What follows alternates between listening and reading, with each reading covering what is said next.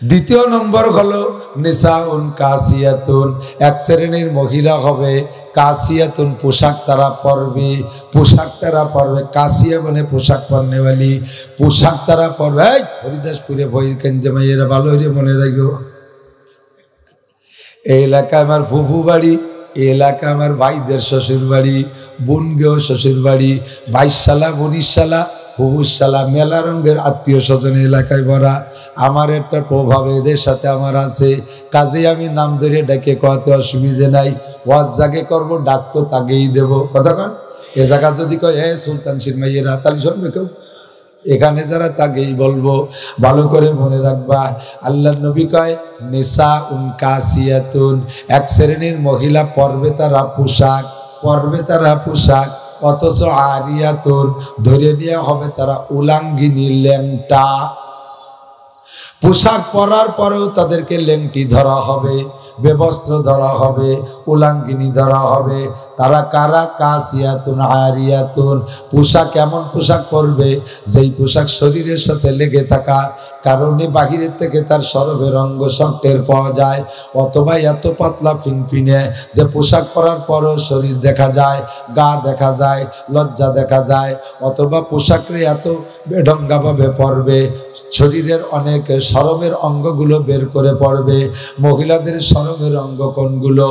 একমাত্র 14 শ্রেণীর পুরুষের সামনে একজন মহিলার হাতের কবজি, মুখমণ্ডল, পায়ের টাকটুন নিচেটুক খুলতে পারবে।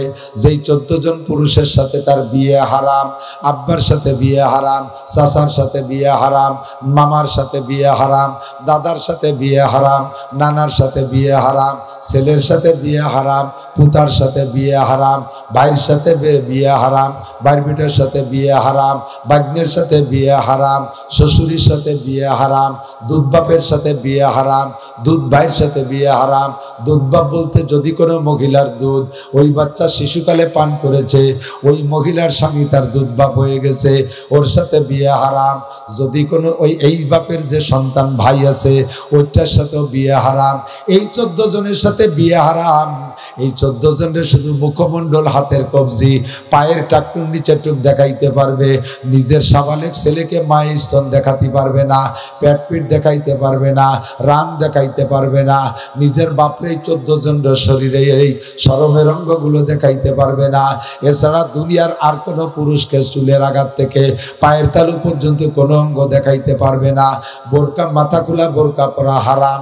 মাথা খোলা বোরকা পরে যদি মাথায় কাপড় না দেয়, ওই বোরকা প্রহসন, ধোঁকা, ইসলামকে ধোঁকা দিয়ে ইসলামের সাথে বিয়াদবি করা ছাড়া আর কিছুই না। বোরকা খুলে দুপুরে দোকানের মতো শাটার উঠে রাখছে, জাপ খুলে দিছে, বোরকা পরছে, জাপটা উল্টো ওই পাশে দিয়ে দিছে, আছে না? সকালে দোকানের মতো সারা রাত দোকান বন্ধ থাকে, সকালবেলা জাপ উঠে দেয়। মহিলার মাথার 3 পাশ আটকানো আছে, জাপটা খুলে দিছে, মুখ খোলা রাখছে। মুখ খোলা না রাখলে দেখবো কি রে? মুখ খোলা রাখবা, তাই পর্দা কোন জায়গা? পর্দা তো আসল হলো মুখমণ্ডল। মুখমণ্ডল চেহারা দেখে যদি কের পছন্দ হয় তাহলে শরীরের অন্য অঙ্গর দিকে তার নজর যায়। আর চেহারাটা যদি আলকাতরাতুন নিসা, চেহারা আলকাতরাতুন নিসা, কালা, দেখতে একটু ভালো দেওয়া যায় না। এর আর সব জায়গায় যত ডক ওই দেখতে যায় কেউ। কাজেই মুখমণ্ডল হলো শরীরের সাইয়্যিদুল আযা, সমস্ত অঙ্গের মধ্যে নেতা অঙ্গ হলো মুখমণ্ডল। এইটারে ঢেকে রাখা ফরজ। রাস্তা দেখবো কিভাবে? হুজুর, তোমরা বিটা মানুষ ফতোয়া দিতে তো গায়ে বাড়তি যে না, তোমরা তো মুখ খুলে রাস্তায় যাও, তা আমরা কি অন্ধ চোখ বন্ধ করে হাঁটবো নাকি? না, চোখ বন্ধ করে হাঁটবেন না। মুখের উপরে কাপড় থাকবে, চোখের উপরে পাতলা ফিনফিনে একটা কাপড় থাকবে, পাতলা, যা দিয়ে কোনো মতে রাস্তা দেখা যায়। ওয়াকুল্লিল মুমিনাতি ইয়াগদুদনা মিন আবসারিহিম, না, আমাদের পুরুষদেরকে বলা হয় কুল্লিল মুমিনিন ইয়াগুদ্দু মিন আবসারিহিম। পুরুষরা কোনো পর নারী চোখের সামনে আসলে সঙ্গে সঙ্গে চক্ষু নিচু করে ফেলবা। নবী পাক বলেন, ইয়া আলী লা তুকবিন নাজরাতান নাজরাতা ফাইন্না লাকাল উলা। ও আলী, যদি কোনো মহিলা তোমার সামনে অতর্কিত এসে যায়, অতর্কিত যে নজরটা তার দিকে পড়েছে, সঙ্গে সঙ্গে নজরকে নিচু করে ফেলো। প্রথম নজরে যে নজর তোমারে মাফ করে দেওয়া হবে, দ্বিতীয়বার ওর দিকে টানা নজর নজরে লম্বা নজরে তাকাই থাকলে প্রত্যেক সেকেন্ডে সেকেন্ডে তোমার আমলনামায় নজরে চোখের জিনার গুনাহ হবে, কবিরা গুনাহ হবে। কাজেই পুরুষরা তোমাদের সামনে মহিলারা আসলে চক্ষু নিচু করে ফেলো। এবার মহিলাদেরকে বলেন কি বলা হয়, অকুল্লিল মুমিনাতি ইয়াগদুদনা মিন আবসারিহিন্না, হে নারীরা তোমাদের সামনে পুরুষরা আসলো তোমরাও চক্ষু নিচু করে ফেলবা। পুরুষরা যেমন নারীকে দেখা জায়েজ নাই, কথা বলেন, পুরুষরা যেমন নারীকে দেখা জায়েজ নাই ওরকম নারীরাও পুরুষদেরকে দেখতে পারবে না। আমার মা বোনরা পর্দার আড়ালে বসা আছে, আলহামদুলিল্লাহ আমাদের বড় উপকার করছে, আমরা তাদেরকে দেখতে পারতেছি না। কিন্তু আমরা যখন বাড়ির ভিতরে যাই মহিলারা ঘরের মধ্যে লুকাইয়া বেড়ার ফাঁক দিয়ে জালনার কেনি দিয়ে বেড়ার সিপা চাপা দিয়ে আমাদেরকে দেখে। আমরা আপনাদের দেখতে পারি না, আমরা গুনাহ থেকে বেঁচে গেছি। কিন্তু আপনারা যত নারীদের যত পুরুষরা দেখবে, যত পুরুষদেরকে পর্দার আড়ালে তাইকা চিপা চাপার মধ্যে দিয়ে চিকন নজরে দেখবেন, আপনাদের আমলনামায় ঠিক কবিরা গুনাহ হয়েই যাবে। আপনি সারা গা গিরা চক্ষু নিচু করে নিচের দিকে হাঁটবেন। আল্লাহর নবী বলেন ওই সকল মহিলাদেরকে উলাঙ্গিনী বলে ধরা হবে, লেংটি বলে ধরা হবে যারা পাতলা কাপড় পরে যাতে শরীর দেখা যায়, গায়ের সাথে স্কিন টাইট জামা, শর্ট কামিজ পরবে, স্কিন টাইট পাজামা পরবে এবং পাজামা পরবে আবার তা হাঁটু পর্যন্ত দুই পাশে বাড়িয়ে দিছে ডিভাইডেড। এটা ওদের হাদিসের ভাষায় ডিভাইডেড পায়জামা পুরো মহিলাদের জন্য হারাম। মহিলাদেরকে সারা গা গিরতে বলা হয়েছে, মহিলারা হাঁটু পর্যন্ত খুলে দিয়েছে। আর পুরুষদেরকে বলা হয়েছে, আল্লাহ নবী বলেন এই যুবকরা যারা প্যান্ট পরে দিক তাকাও, মা আসফালা মিনাল কাবাইন, টাকনুর নিচে যেটুক যাবে কাপড়, প্যান্ট যাক আর লুঙ্গি যাক, পাজামা যাক আর জুব্বা যাক, টাকনু শুয়ে যে পরিমাণ কাপড় নিচে যাইবে, আল্লাহ নবী বলেন মাস ফালা মিনাল কাবাইন ফাগুয়া ফিন্নার, দুইটা টাকনুর নিচে যে কাপড়টুক যাইবে টাকনু সহ কাপড়টুক জাহান্নামে যাবে। আল্লাহ নবী বলেন মান জাররা ইজারাহু বাতারা লাম ইয়ানজুরিল্লাহু ইলাইহি ইয়াউমাল কিয়ামা, যে ব্যক্তি জামা জুব্বা প্যান্ট লুঙ্গি টাকনু শুয়ে লম্বা করে পড়বে ওই লোকটার দিকে কিয়ামতের ময়দানে আল্লাহ পাক তাকাবে না। যত বড় হাজি আর গাজী হোক, যত বড় দরবেশ হোক, সৌদিয়ান হোক আর কাতারি হোক, দুবাইওয়ালা হোক আর যাইতে দেখবা পুলিশ লাইনের মোড়ে এসে তোমার বন্ধে ডেকে নেছে, তুমি আর দিন যার সাথে কথা কইছো আমার বাড়ি হলো ভোলা, ভাইজান আমি চলে আইছি পুলিশ লাইনের মোড়ে, যাইয়ে দেখবা তোমার নানির বয়সে এক মহিলা চলে আইছে,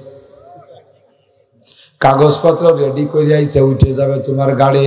তোমার মারও যে বয়সী তোমার বউরও সেই বয়স, দুইজন এক বাড়ি বসবাস করবে, বাপের বউ আর তোমার বউ এক বয়সী, খেলা জমবে বান্নাই টুনাটি, শান্তি কয়বা বেটার কপালেতে ধুয়ে যাবে জন্মের যাওয়া।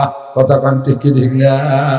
ও যুবক, বহুত যুবক এই বিপদে পড়ে এখন শিক্ষা পেয়েছে, এই জন্যই যুবকরা পলায় চলতেছে। হাদিসের ভিতরে কিয়ামতের আলামত ভবিষ্যৎবাণী এভাবে আসছে।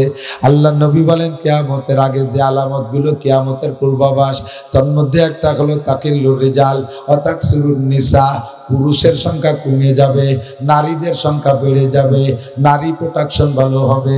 এক ফ্যামিলিতে 5টা সন্তান হইলে একটা ছেলে 4টে মাইয়া, হাসপাতালে 30টে বাচ্চা, ক্লিনিকে অপারেশন হয়েছে, অপারেশনে ডেলিভারি হয়েছে, ডাক্তার সাহেব কয় হুজুর 27টে মাইয়া 3টে ছেলে, ওদিকে প্রোটেকশন খুবই ভালো। এমন করে হইতে হইতে হাদিসের বক্তব্য আল্লাহ নবী বলেন এক একজন পুরুষের জিম্মায় 50 জন করে মহিলা আসবে, এক একজন পুরুষের জিম্মায় 50 জন মহিলা, মা, দাদি, নানি, খালা, বুবু, তা আবার এক এক দলে 3, 4, 5টা 7টা করিয়া মাইয়া, বোন, ভাগ্নি, ওদের গ্রুপে পুরুষ নাই, এগুলো সবাই চড়বে আপনার ঘাড়ে। পুরুষের সংখ্যা কমে যাবে, মহিলার সংখ্যা বেড়ে যাবে। তাকিল্লুর রিজাল ওয়া তাকসুরুন নিসা, পুরুষ কমে যাবে, মহিলা হবে। মহিলারা বাড়তে বাড়তে এত হবে যে সমসম পুরুষ পাবে না, যার কারণে তাদের যৌন ক্ষুধা মিলানোর জন্য বিবাহ ব্যবস্থা একেবারে শূন্যের কোটায় চলে যাবে। এবার প্রত্যেকই তো জীবন যৌবন আছে, যৌবনের স্বাদ আনন্দ প্রত্যেকেরই তামান্না।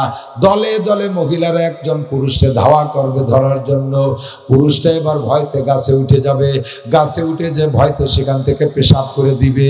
এই নারীদের ধাওয়া খাওয়ার ভয়ে ওই পেশাব এক এক ফোঁটা ফোঁটা করে ভাগ করে নিয়ে যাবে, ওইটা ব্যবহার করবে, তাতেই তাদের যৌন ক্ষুধা মিটে যাবে, অনেক সময় তাতে তাদের গর্ভ পর্যন্ত ধারণ করবে। এরকম হবে কিয়ামতের আলামত। পরিস্থিতি প্রায় কাছাই গেছে, কথা কন ঠিক না? এখন পুরুষরা পলায় চলতেছে, মহিলারা রাত 12টার পরে ফেসবুক মোবাইলে নিজে নিজে নাম্বার বানাইয়া, নাম্বার তো 017 পরে নাম্বার একটা দিলেই কোনো না কোনো জায়গা যায়। হয়তো বা অনেক সময় ভুল করে, বাপের নাম্বার মনে নাই, ঢুকে গেছে বাপের নাম্বারে, এবার বাপের সাথে প্রেম আলাপ শুরু করে দিতে পারে। বাইর নাম্বার মুখস্থ নাই, অনুমান করে নাম্বার বানাইছে, এবার বাইর সাথে প্রেম আলাপ শুরু করে দিছে। এরকম অ্যাক্সিডেন্ট কিন্তু বহুত ঘটতেছে, আমাদের কানে আছে।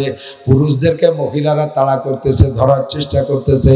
এরে হাদিসে আল্লাহ নবী 1000 বছর আগে বলেছেন, মুমিলাতুন, মহিলারা পুরুষদেরকে আকৃষ্ট করবে। মুহাম্মাদান আবদুল্লাহি ওয়া রাসূলুহু সাল্লাল্লাহু তাআলা আলাইহি ওয়া আলা আলিহি ওয়া আসহাবিহি ওয়া বারাকা ওয়া সাল্লামা তাসলিমান কাসীরা।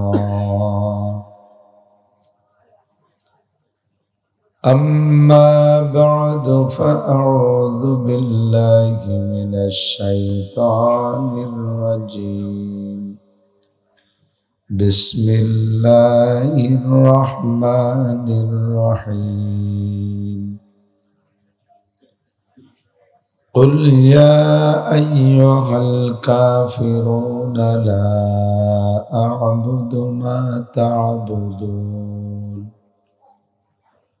ولا أنتم عابدون ما أعبد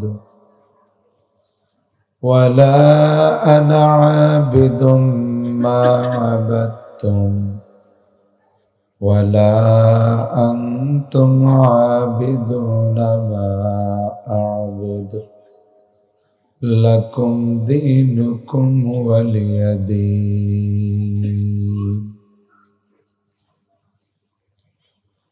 وقال تعالى ولا تلبسوا الحق بالباطل وتكتموا الحق وأنتم تعلمون.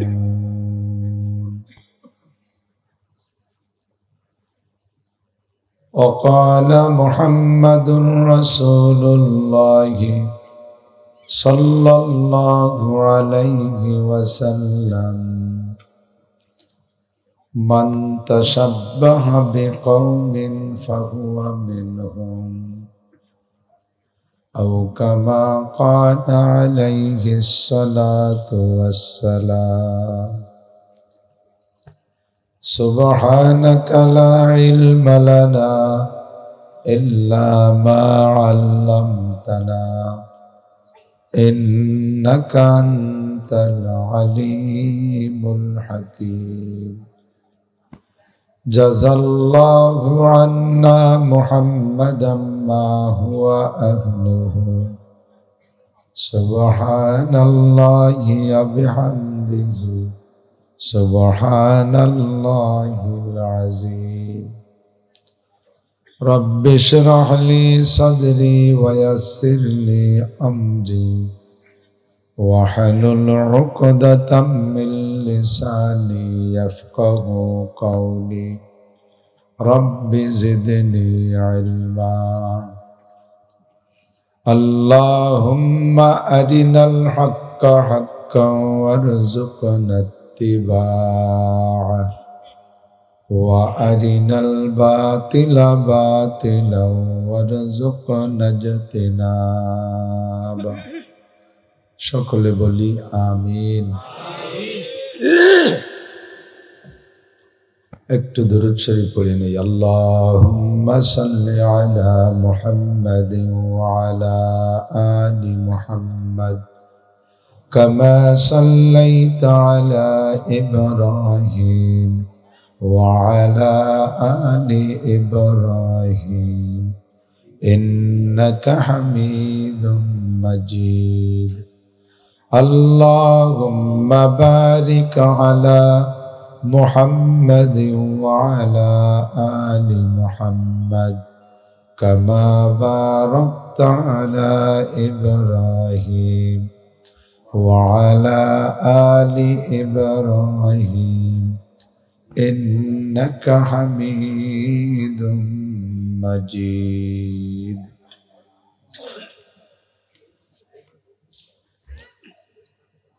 ঐতিহ্যবাহী হরিদাসপুর ঈদগাহ মাদ্রাসা দারুল ইহসান মাদ্রাসার 14তম বার্ষিক ওয়াজ মাহফিল। অধ্যক্ষের মাহফিলের সম্মানিত সভাপতি জনাব হযরত মাওলানা শামসুল হক সাহেব হুজুর দামাত বরকাতুল আলিয়া, মহাসচিব কওমি মাদ্রাসা শিক্ষা বোর্ড গহরডাঙ্গা টঙ্গীপাড়া গোপালগঞ্জ, মাহফিলের দাওয়াতি উলামায়ে কেরাম, পীর মাশায়েখগণ,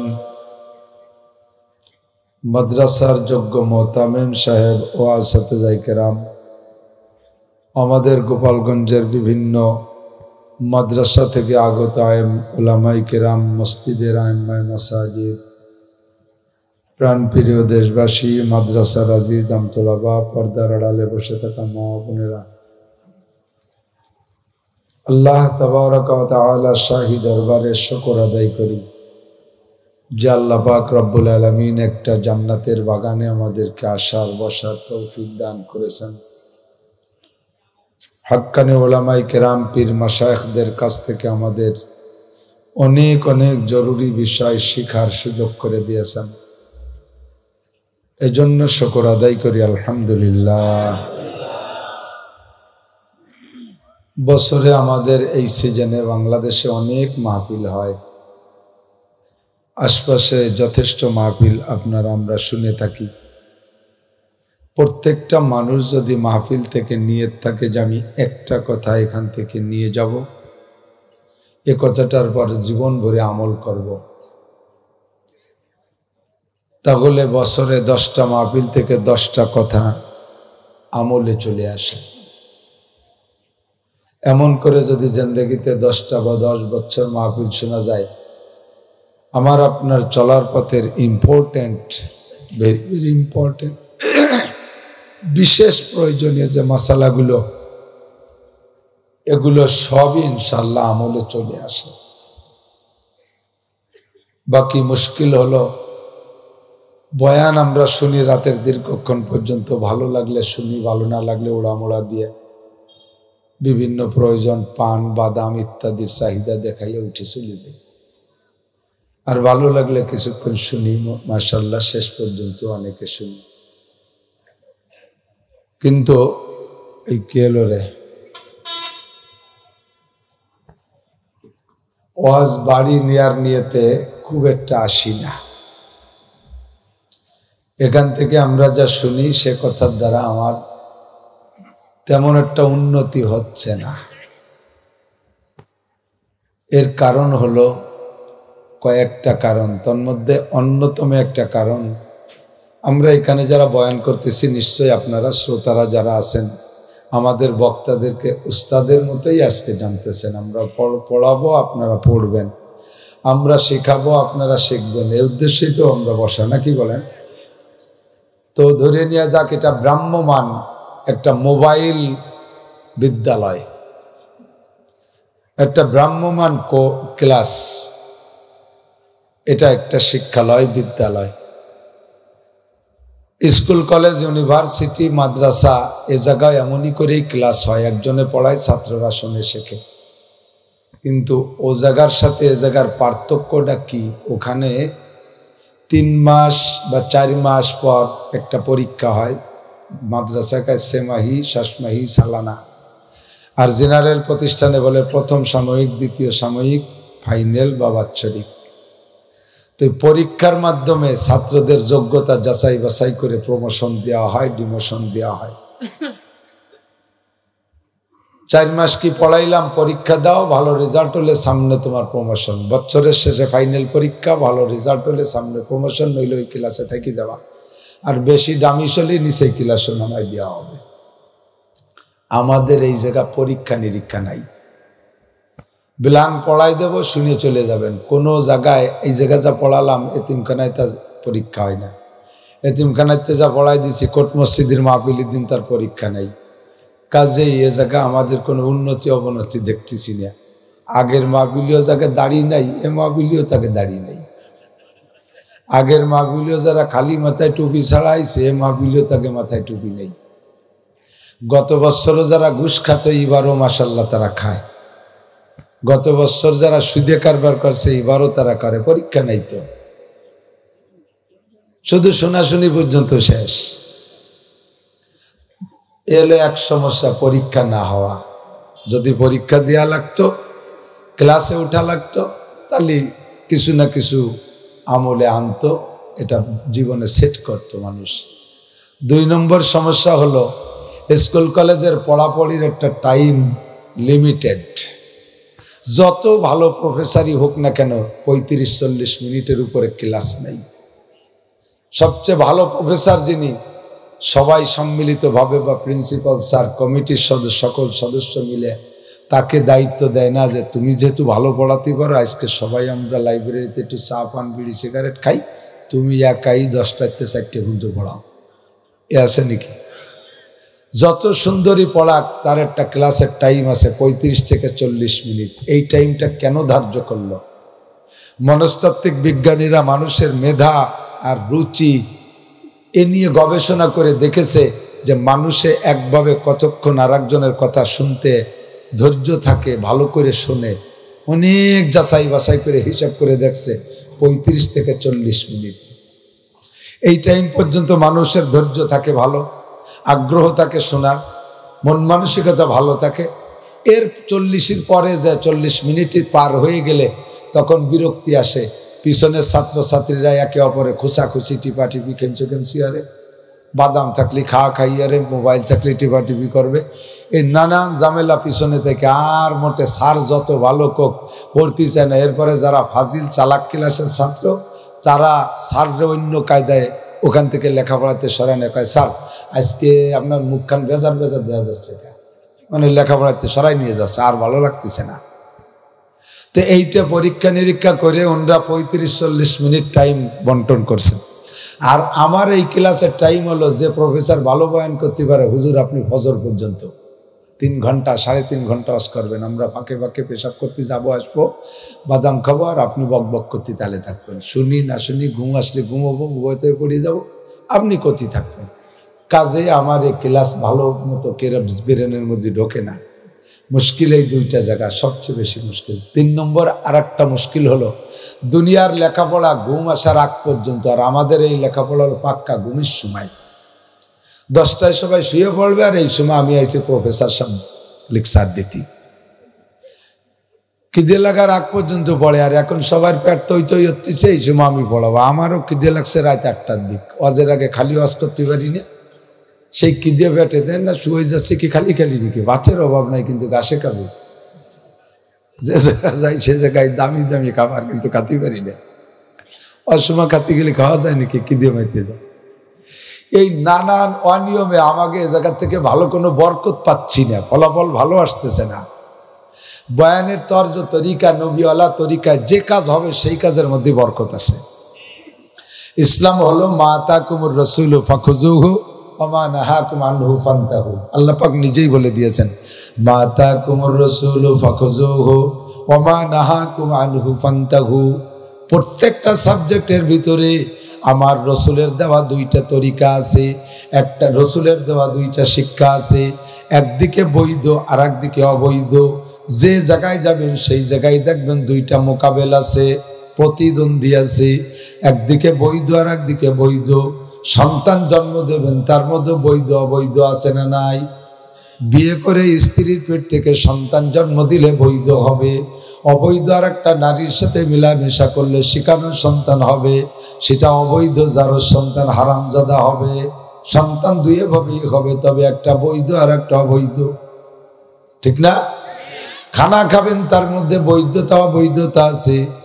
নবীওয়ালা তরিকায়, সুন্নতি তরিকায় দস্তারখানা বিছাইয়া তিন তরিকার এক তরিকায় বৈশা খানা খাবেন, খানাও খাওয়া হবে, সাথে আপনার আমলনামায় 100 শহীদের সওয়াব লেখা হবে। নবীওয়ালা তরিকা বাদ দিয়া চেয়ার টেবিলে বুক ফুলিয়ে বসে খাবেন। সুস্থ মানুষ একটু সুস্থতার কয়েদ লাগালাম। এজন্য লাইসা আলাল মারিজে হারাজুন, রোগীর কোনো মশলা নাই। অসুস্থ যারা অনেক ভারী মানুষ নিচে বসে খাইতে পারে না, এ সকল মানুষের জন্য কোনো মশলা নাই। সে যেভাবে পারে সেইভাবে দরকার হয় শুয়ে শুয়ে খাবে, তাও তার নিষেধ নাই। কিন্তু সুস্থ মানুষ যদি চেয়ার টেবিলে খানা খায়, হাদিসে এটা সুন্নতের খেলাফ বলা হয়েছে। তিরমিজি শরীফ 2য় খণ্ডের 1ম হাদিস, মা কালা রাসূলুল্লাহ সাল্লাল্লাহু আলাইহি ওয়াসাল্লাম আলা কেওয়ান ওমা আলা সুকুরুজাতিন ওমা খুবিজালাহু মুরাক্কাকুন। আমার নবী কখনো চেয়ার টেবিলে খান নাই। এক শ্রেণীর বুদ্ধিজীবীরা কয় নবীর জামানায় চেয়ার টেবিল ছিল না বিদায় খাই নাই। তুমি নিজে কি নবীর জামানায় ছিলে যেই ফতোয়া দিচ্ছ? নবীর জামানায় চেয়ার টেবিল ছিল কি ছিল না তুমি কি যাইয়ে দেখছো? হাদিস খান নবীর জামানার নিশ্চয় চেয়ার টেবিল ছিল, আর কেউ তাতে খাইতো। আমার নবী ওটা খাইতেন না বিদায় হাদিস সেই সময় আলোচনা করা হয়েছে। কতক্ষণ ঠিক ঠিক না? ওই সময় চেয়ার টেবিল ছিল, কেউরা খাইতো, ওইটা নবীর পছন্দ হয় নাই, খান নাই। আপনি চেয়ার টেবিলে খাইবেন নবীওয়ালা তরিকার খেলাফ, দস্তারখানা বিছাই খানা খাবেন নবীওয়ালা তরিকায়। আমার আল্লাহ কয় মা তাকুমুর রাসূলু ফাখুযুহু, নবী যেটা যেভাবে করতে বলে ওইটা ওইভাবে করো, কাজও হবে, ইবাদত হবে। আর নবী যেটা নিষেধ করছেন সেইটা নিষিদ্ধ তরিকা যদি তুমি করো, কাজ হবে তবে ইবাদত হবে না, কাজ হবে ইবাদত হবে না। আমার দিক ডান হাত দিয়ে চা খাইলে চা খাওয়া হবে, ইবাদতও হবে, হবে না? বাম হাত দিয়ে চা খাইলেও চা খাওয়া হবে, তবে ইবাদত হবে না। চা খাওয়া হবে, মুখি ঢেলি দিলি তো, হলারে ছাড়ি দিলি তো বেশি বের হয়ে যায় নাকি? কন একজন দাঁড়াইয়ে বাম হাত দিয়ে চা খায়, এক তো দাঁড়াইয়ে আবার বাম হাত দিয়ে খায় চা। সিগারেটটা ধরছে আমার সুন্নতি তরিকায়, ডাইনে দিয়ে সিগারেট। আমার নবীকে সিগারেট খাইছি নাকি?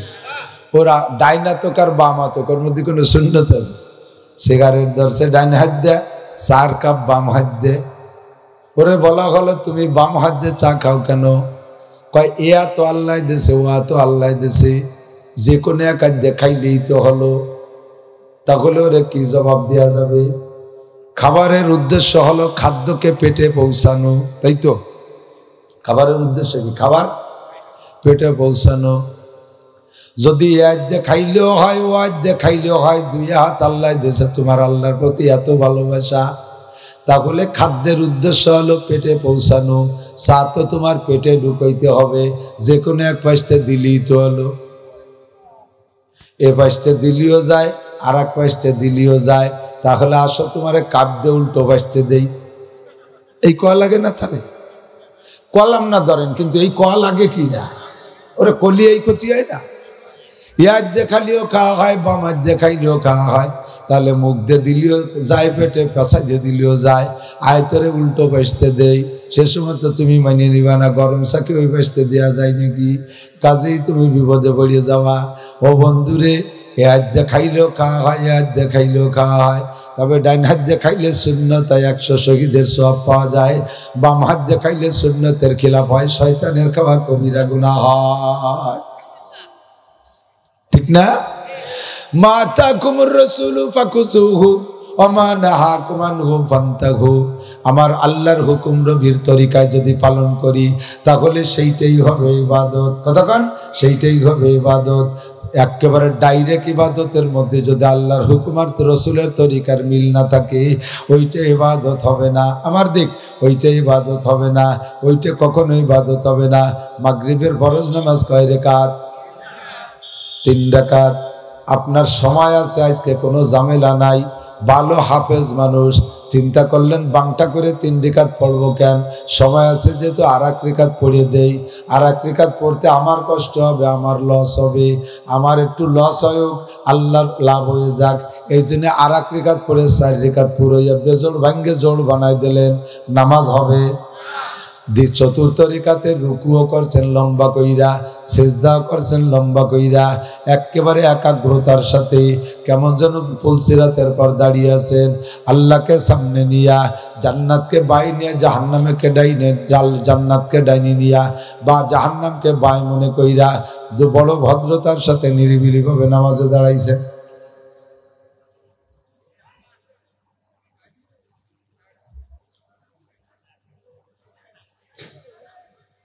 একটু বলেন লা হাওলা ওয়ালা কুওয়াতা ইল্লা বিল্লাহিল আলিয়্যিল আযীম।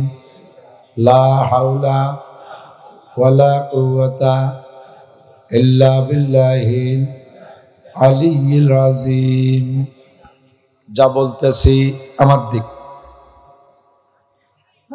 তাহলে বাকি আগের যে 3 রিকাত পড়ছি সে 3 রিকাতের মধ্যে রুকু সিজদা কিরাত আত্তায়াতু আছে। শেষ রিকাত রুকু সিজদা কিরাত আত্তায়াতু যে পড়ছি, কিন্তু 4 নম্বর রিকাত বানাই ফেলাইছি। মাগরিবের নামাজ হবে? শেষ রিকাত হবে না, না সব রিকাত বাতিল? 4 রিকাত বাতিল। নামাজ হইছে আল্লাহর হুকুম, কিন্তু নবীর তরিকায় হয় না বিদায় এই নামাজ নামাজ না। কথা কোন ঠিক না? পোশাক পরা আল্লাহর হুকুম, আল্লাহ কয় 70 টাকা ফরজ পোশাক পরো, পরব নবীর তরিকায়। যদি আল্লাহর হুকুমের পোশাকটা আমি নবীর তরিকায় পরি তাহলে ইবাদত হবে। পুরুষরা টাকনুর উপরে কাপড় পরবেন, ঢিলা ঢালা পোশাক পরবেন, এমন পোশাক যেই পোশাক পরলে শরীরের শরমের রঙ্গগুলো পোশাকের বাইরের থেকে অনুমান করা যায় টাইটের কারণে। এই পোশাক পরা আর ল্যাংটা একেবারে সেম। হাদিসের মধ্যে আল্লাহ নবী বলেন সিনফানে মিন আহলিন নার লাম আরাহুমা, আমার উম্মতের 2টা দলরে আমি আপাতত দেখতেছি না সামনে। সাহাবাদের মধ্যে তারা ছিলেন না। হুজুর বলেন আমার উম্মতের 2টা দলকে আমি আপাতত দেখতেছি না, এখন তারা নাই, আসবে তারা কিয়ামতের আগে। তাদের স্বভাব কি? সিনফানে মিন আহলিন নার লাম আরাহুমা, একদল হলো কওমুম মাহুম সিয়াতুন, এক শ্রেণীর মানুষ হবে স্থানীয় প্রভাবে প্রভাবিত, স্থানীয় ক্ষমতায় ক্ষমতাবান, বহিরাগত বা স্থানীয় যারা দুর্বল আছে তাদের উপরে জুলুমের লাঠি উঠায় রাখে। কথায় কথায় দুর্বলদেরকে মারপিট করে, সামাজিকভাবে দুর্বল, গোত্রীয়ভাবে দুর্বল। এই স্থানীয় যারাই প্রভাবশালী, অন্য জায়গা থেকে বাহিরের থেকে যারা আসে কথায় কথায় তাদেরকে মারপিট করে। একটু মনের বিরোধ হইলে, একটু কথায় আড়চাড় বেঁধে গেলেই সঙ্গে সঙ্গে লাঠি দিয়ে পিটেন পাটান দেয়। এই মানুষগুলো জালেম, এই মানুষগুলো জালেম।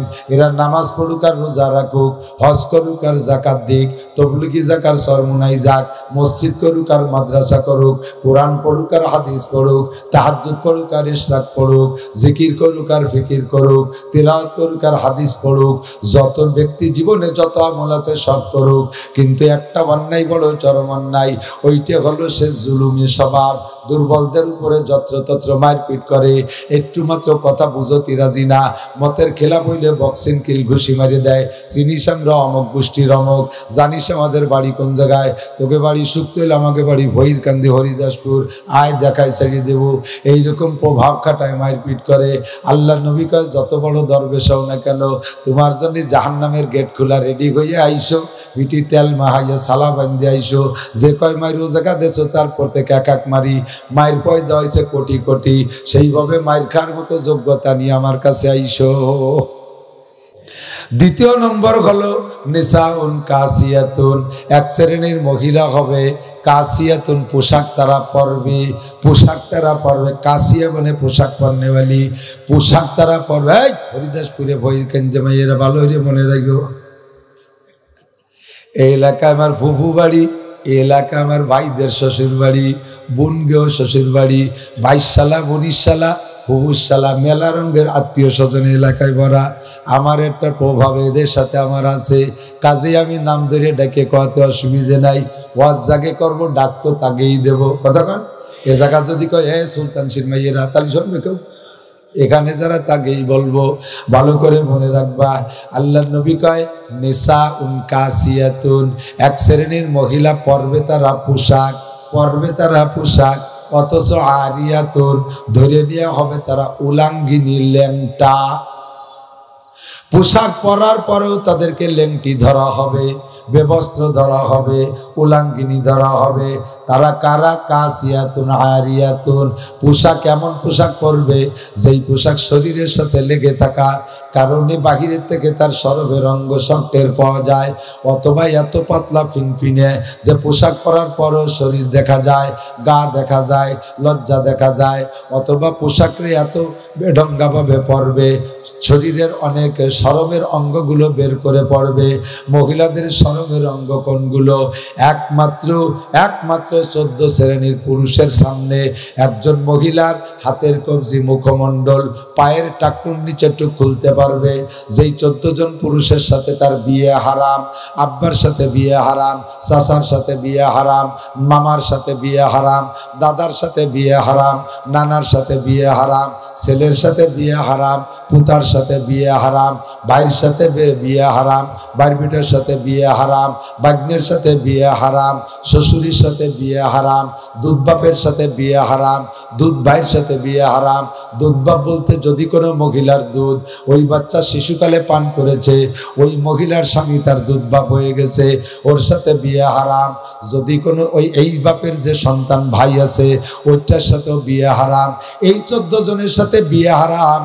এই 14 জনের শুধু মুখমণ্ডল, হাতের কবজি, পায়ের টাকটুর নিচে টুক দেখাইতে পারবে। নিজের সাবালেক ছেলেকে মায়ের স্তন দেখাতে পারবে না, পেট পিট দেখাইতে পারবে না, রান দেখাইতে পারবে না। নিজের বাপরে 14 জনের শরীরে এই শরমের অঙ্গগুলো দেখাইতে পারবে না। এছাড়া দুনিয়ার আর কোনো পুরুষকে চুলের আঘাত থেকে পায়ের তালু পর্যন্ত কোনো অঙ্গ দেখাইতে পারবে না। বোরকা, মাথা খোলা বোরকা পরা হারাম। মাথা খোলা বোরকা পরে যদি মাথায় কাপড় না দেয় ওই বোরকা প্রহসন, ধোঁকা। ইসলামকে ধোঁকা দিয়ে ইসলামের সাথে বিয়াদবি করা ছাড়া আর কিছুই না। বোরকা খুলে দুপুরে দোকানের মতো শাটার উঠে রাখছে, জাপ খুলে দিছে। বোরকা পরছে, জাপটা উল্টো ওই পাশে দিয়ে দিছে, আছে না? সকালে দোকানের মতো সারা রাত দোকান বন্ধ থাকে, সকালবেলা জাপ উঠে দেয়। মহিলার মাথার 3 পাশ আটকানো আছে, জাপটা খুলে দিছে, মুখ খোলা রাখছে। মুখ খোলা না রাখলে দেখবো কি রে? মুখ খোলা রাখবা, তাই পর্দা কোন জায়গা? পর্দা তো আসলে হলো মুখমণ্ডল। মুখমণ্ডল চেহারা দেখে যদি কের পছন্দ হয় তাহলে শরীরের অন্য অঙ্গর দিকে তার নজর যায়। আর চেহারাটা যদি আলকাতরাতুন নিসা, চেহারা আলকাতরাতুন নিসা, কালা, দেখতে একটু ভালো দেওয়া যায় না। এর আর সব জায়গায় যত ডক ওই দেখতে যায় কেউ। কাজেই মুখমণ্ডল হলো শরীরের সাইয়্যিদুল আযা, সমস্ত অঙ্গের মধ্যে নেতা অঙ্গ হলো মুখমণ্ডল। এইটারে ঢেকে রাখা ফরজ। রাস্তা দেখবো কিভাবে? হুজুর তোমরা বিটা মানুষ ফতোয়া দিতে তো গায়ে বাড়তি যে না, তোমরা তো মুখ খুলে রাস্তায় যাবে, তা আমরা কি অন্ধ চোখ বন্ধ করে হাঁটবো নাকি? না, চোখ বন্ধ করে হাঁটবেন না। মুখের উপরে কাপড় থাকবে, চোখের উপরে পাতলা ফিনফিনে একটা কাপড় থাকবে, পাতলা, যা দিয়ে কোনো মতে রাস্তা দেখা যায়। ওয়াকুল্লিল মুমিনাতি ইয়াগদুদনা মিন আবসারিহিম, না আমাদের পুরুষদেরকে বলা হয় কুল্লিল মুমিনিন ইয়াগুদ্দু মিন আবসারিহিম। পুরুষরা কোনো পর নারী চোখের সামনে আসলে সঙ্গে সঙ্গে চক্ষু নিচু করে ফেলবা।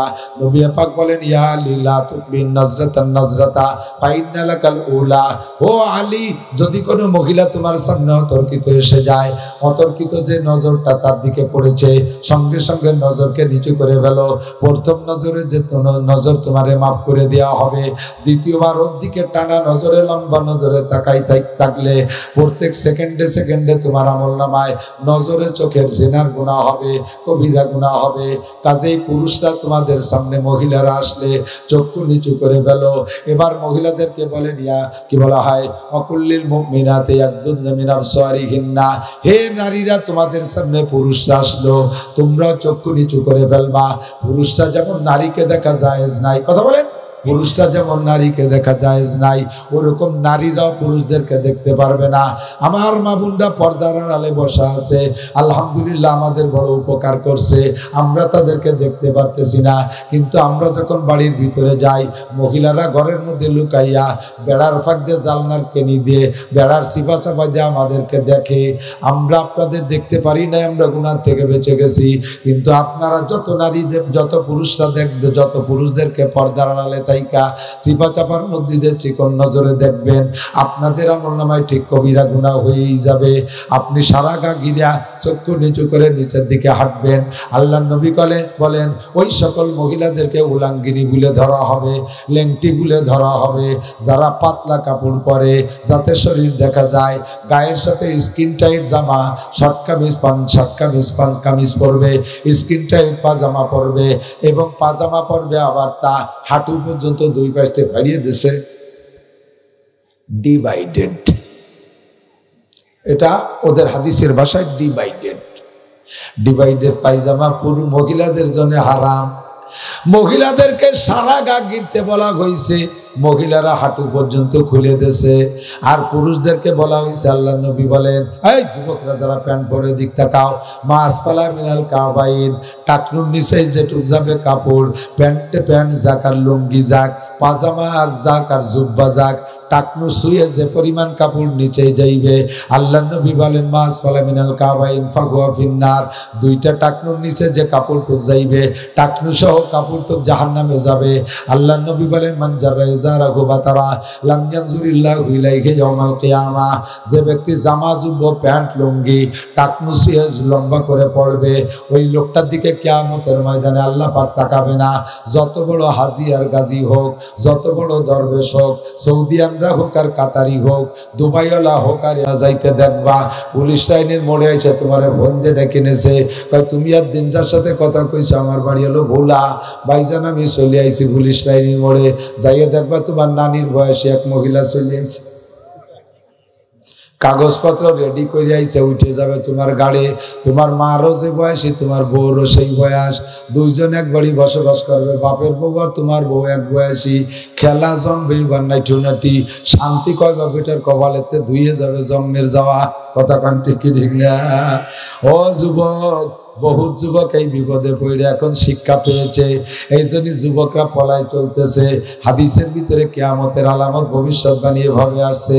আল্লাহ নবী বলেন কিয়ামতের আগে যে আলামত গুলো কিয়ামতের পূর্বাভাস, তার মধ্যে একটা হলো তাকিল্লুর রিজাল ওয়া তাকসুরুন নিসা, পুরুষের সংখ্যা কমে যাবে, নারীদের সংখ্যা বেড়ে যাবে, নারী প্রোটেকশন ভালো হবে। এক ফ্যামিলিতে 5টা সন্তান হইলে একটা ছেলে 4টে মাইয়া, হাসপাতালে 30টে বাচ্চা, ক্লিনিকে অপারেশন হয়েছে, অপারেশনে ডেলিভারি হয়েছে, ডাক্তার সাহেব কয় হুজুর 27টে মাইয়া 3টে ছেলে, ওদিকে প্রোটেকশন খুবই ভালো। এমন করে হইতে হইতে হাদিসের বক্তব্য আল্লাহ নবী বলেন এক একজন পুরুষের জিম্মায় 50 জন করে মহিলা আসবে, এক একজন পুরুষের জিম্মায় 50 জন মহিলা, মা, দাদি, নানি, খালা, বুবু, তা আবার এক এক দলে 3, 4, 5টা 7টা করিয়া মাইয়া, বোন, ভাগ্নি, ওদের গ্রুপে পুরুষ নাই, এগুলো সবাই চড়বে আপনার ঘাড়ে। পুরুষের সংখ্যা কমে যাবে, মহিলার সংখ্যা বেড়ে যাবে। তাকিল্লুর রিজাল ওয়া তাকসুরুন নিসা, পুরুষ কমে যাবে, মহিলা হবে। মহিলারা বাড়তে বাড়তে এত হবে যে সমসম পুরুষ পাবে না, যার কারণে তাদের যৌন ক্ষুধা মিলানোর জন্য বিবাহ ব্যবস্থা একেবারে শূন্যের কোটায় চলে যাবে। এবার প্রত্যেকই তো জীবন যৌবন আছে, যৌবনের স্বাদ আনন্দ প্রত্যেকেরই তামান্না।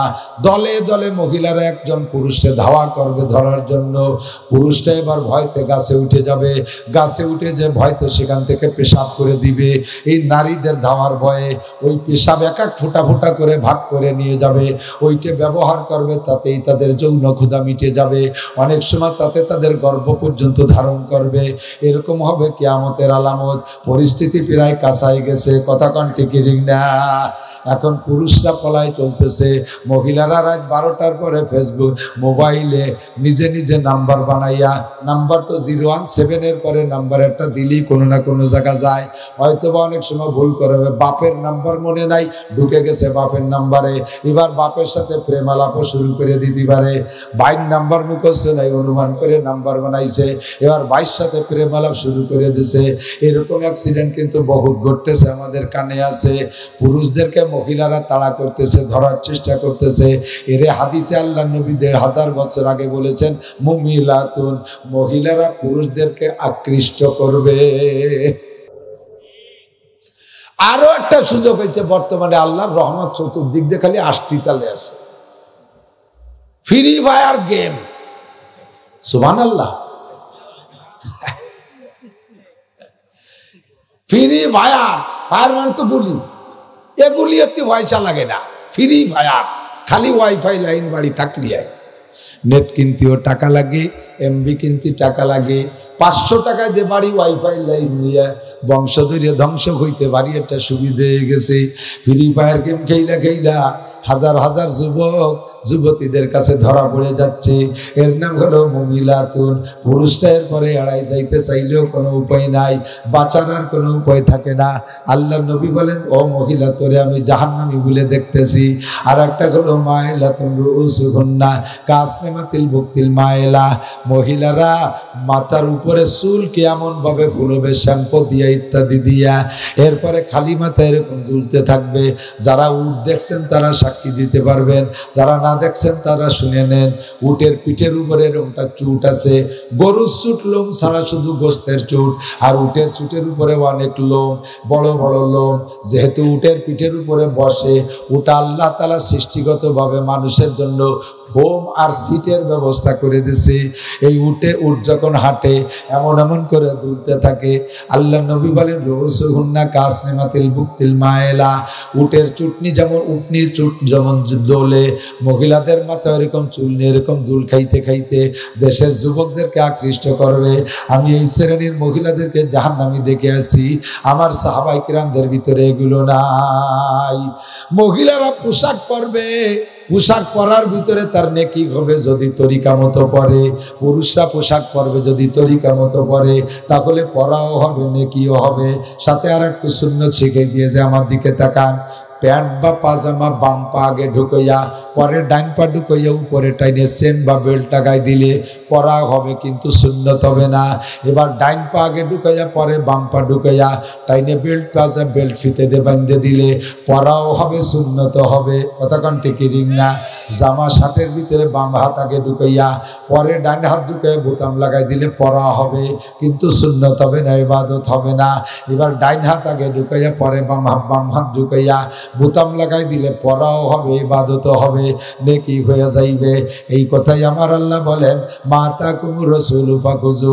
বিশেষ করে জুতোয়া লাগে বেশি দেখি, জুতোর মধ্যে পিরাই বাম পাটা আগে ঢুকায়, জুতো পরালারা বাম পাটা আগে ঢুকায়, শার্ট পরালারা বাম হাতটা আগে ঢুকায়, জাঙ্গের মধ্যে বাম পাটা আগে ঢুকায়, মোজার মধ্যে বাম পাটা আগে ঢুকায়।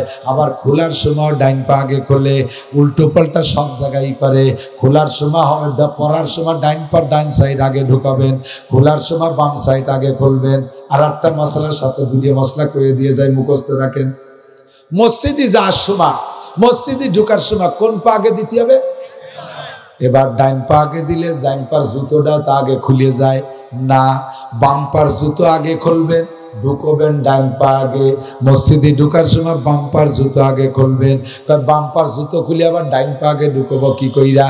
বাম পার জুতো খুলে বাম পায়ের উপরে দাঁড়াবেন, এরপরে ডাইন পার জুতো খুলে ডাইন পা মসজিদে ঢুকাবেন, এরপরে বাম পা ঢুকাবেন। বেরোনোর সময় বাম পা আগে বের করবেন, কিন্তু জুতো পারবেন এবার ডাইন পা আগে বেরোনোর সময়। সিস্টেম কি?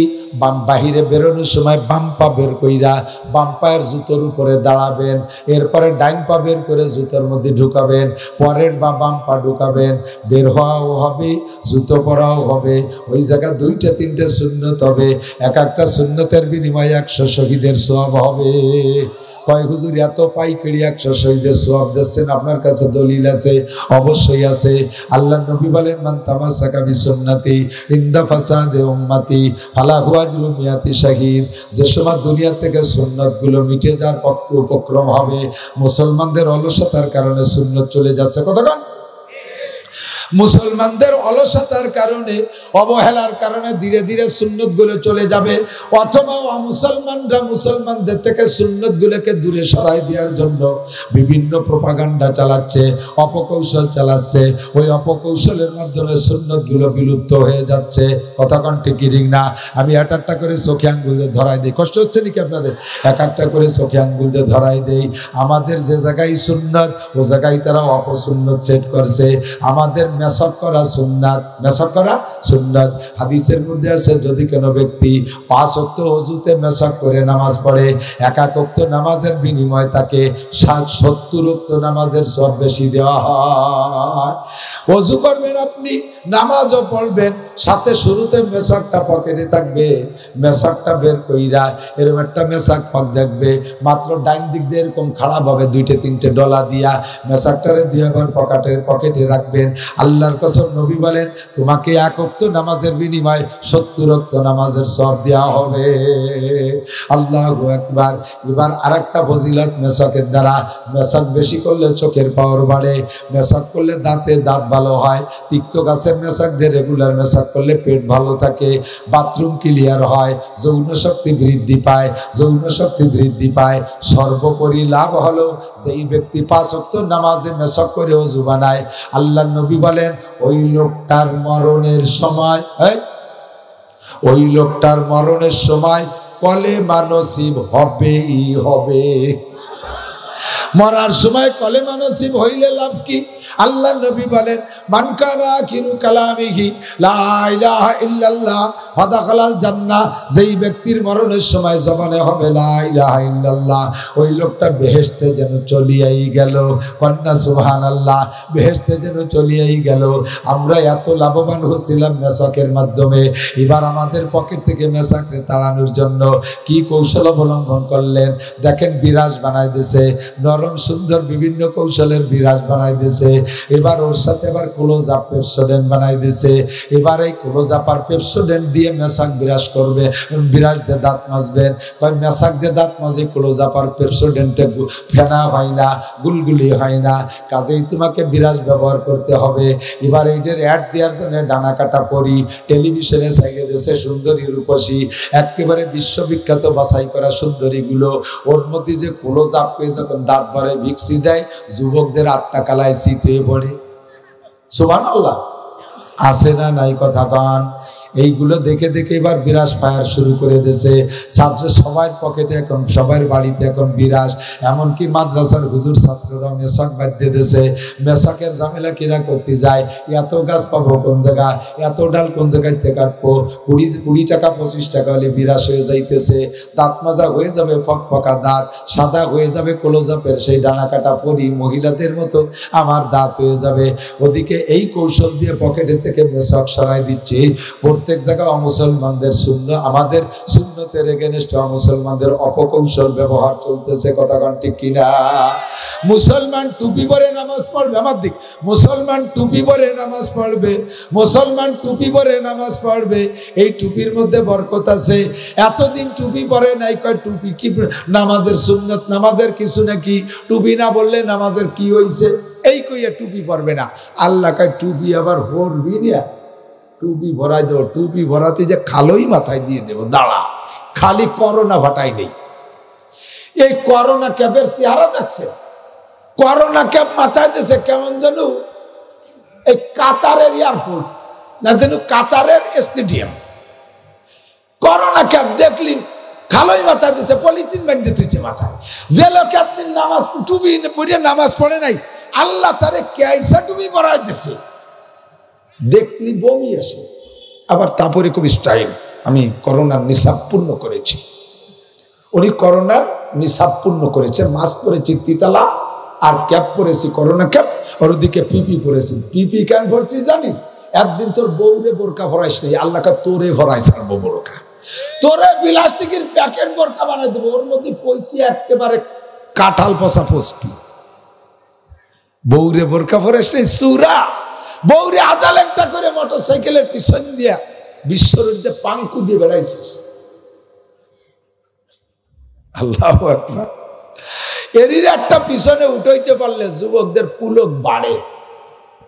কথাক্ষণ খালি পিক আপ মোড়ায়, ডুল দিয়ে বাউলি দিয়ে নাস্তি চালে থাকে, কারণ ওর পিছনে তো পাওয়ার ব্যাংক, ওরে খালি পাওয়ার দেয়, খালি পাওয়ার দেয়। কুত্তর মতো উবতে রয়েছে ভিটির উপরে, আরো খালি মোড়াচ্ছি তালে, তাকে উসি নাই, বাউলি দিয়ে চলে গেছে ট্রাকের তলে, পাওয়ার ব্যাংক ব্যাংক করে গেছে রাস্তায়, আর পাওয়ার ভরি রয়েছে খালের মধ্যে। দেখেন না এরকম পড়াতা? আমি তো সারা বছরই পথে পথে তাই রাস্তায় রাতি বেলে কত ডারে যে টানি টেনে নিয়ে রাস্তার সাইডে নামাই দিয়েছি। এই ব্যাংক পড়ছে এক জায়গায়, পাওয়ার পড়ছে আর এক জায়গা। নাচিস নেই এইভাবে, চলে যাবি গর্তের মধ্যে ট্রাকের ফাঁসার তলে। আল্লাহু আকবার। এবার এই ক্যাপ মুসলমানদের মাথার সুন্নতি টুপিকে মাথা থেকে নামানোর জন্য কৌশল। মাথার থেকে টুপি নামাইও না, টুপি বড় ভালো, টুপি বড় ভালো। দেখেন না মেডিকেল সায়েন্সে হাসপাতালের সমস্ত নার্স ডাক্তাররা ক্যাপ মাথায় দেয়। কারণ কি কয়, চুলের গোড়ায় যে জার জীবাণু ঢোকে। কয় তোরা ১,৫০০ বছর পরে যে গবেষণা করে আবিষ্কার করিয়া এবার কি বলা হয় হাসপাতাল মেডিকেল ক্যাপ পরবি। আমার নবী ১,৫০০ বছর আগে গবেষণা করেই বলে দিয়েছে পাগড়ি পর আর টুপি পর, চুলির মধ্যে যে জার জীবাণু ঢুকবে না, চুলির মধ্যে যে কোনো পয়জন ঢুকবে না। আমার নবী সুন্নত বলে দিয়েছে। এবার কয় হা মোহাম্মদের টুপিটা বড় ভালো, এইটা শরীর সম্মত, স্বাস্থ্যসম্মত। তবে তবে এই টুপির সাথে তোমরা একটু বারেন্দা লাগাই নাও, তাহলে চোখটা ঠান্ডা থাকবে। তার নাম ক্রিকেট ক্যাপ। খরার মধ্যে লাঠি বাড়ি বাড়ি খেলা লাগে, চোহে খরা লাগে, কয় যে বারেন্দা লাগাতি তো খুঁটি লাগে। কয় না খুঁটি লাগবে না, মানে শক্ত করে টাইট করে দিলি। তার মানে উদ্দেশ্য জানেন, বুঝাইছে আমাকে যে চোখ ঠান্ডা থাকবে। উদ্দেশ্য হলো ওই বারেন্দা সামনে থাকলে সিজদা দিতে পারবে না, ওই টুপি মাথায় থাকলে নামাজ পড়তে পারবে না। বুঝাইছে হলো চোখ ঠান্ডা থাকবে, উদ্দেশ্য হলো সিজদা দিয়ে নামাজ পড়তে পারবে না। বুঝতে পারিছেন কথা? প্রত্যেকটা সুন্নতের এগেনস্টে শয়তানি লাগাই দিয়েছে কথাকার। এবার কয় কোরআনের হুকুম হলো সতর ডেকে রাখো, পোশাক পরে সতর ডাকো। সরঙ্গার লজ্জাস্তান না দেখলি হলো অত বড় ঢিলা ডাল, উরে বাবা পায়জামা বানাইছে মাজায় 3.5 হাত, কাপড়ির অপচাই। এই মৌলবীরা বড় বড় জামা বানাইয়া কাপড়ির দাম বাড়াইছে। এই 6.5 কি করতে হয়? এই আমরা না জামা বড় বানাই বানাই কাপড়ির দাম বাড়াইছে। ছোটবেলায় আব্বারে বিড়ি কিনে দিতাম 5 পাইতি 2 দিয়ে, এখন 1 বিড়ির দাম 3 টাকা কিনা বাড়ালো। কোন হুজুর বিড়ি খাইয়ে বিড়ির দাম বাড়াইছে? কোন হুজুর বিড়ি খাইয়ে বিড়ির দাম বাড়াইছে? আমরা হুজুররা যে জামা কাপড় বানাই এর দাম কম, কাপড়ের দাম কম। দেখতে বলো তোর এক প্যান্টের দামে দি 10,000 টাকা, আর আমার সারা গায়ে নেই 2,000 টাকার কাপড়। আমি বেশি কাপড় দিয়ে কি বানাইছি? কাপড়ের দাম কোন জায়গায় বাড়ালাম? এই কুবুদ্ধি দিয়ে বড় জামাইতে কয় 70 টাকা হলে হলো, অত ঢিলা ঢালা বানানোর দরকার নাই। আচ্ছা তো ঠিক আছে, কিভাবে বানাবো? কোন এরকম ঠ্যাং চাপা চাপা প্যান্ট বানান। বানাতি কয় উপরে ভরলিও হয় নিচে ভরলিও হয়, মোটামুটি রেখে রাখার দরকার। প্যান্টারে নাভি সমান সমান বানান, আর গেঞ্জিটারে শাড়ি দিলে তো মুখ মিশে যাচ্ছে, গা তো ঢাকা হয়ে গেল, এতেই তো হয়ে গেল 70 টাকা। আপাতত পরিয়ে দেয় যে হ্যাঁ প্যান্টের মুখ আর গেঞ্জির মুখ সমান, কিন্তু পরেরটারে যখন ডাকে মসজিদে নিচে নামাজ পড়তি, যখন রুকুতি গেছে প্যান্টটা ওই দিক টান খায়, গেঞ্জিটা এই দিক টান খায়, হাসার থেকে আইদাত বার হয়ে গেছে।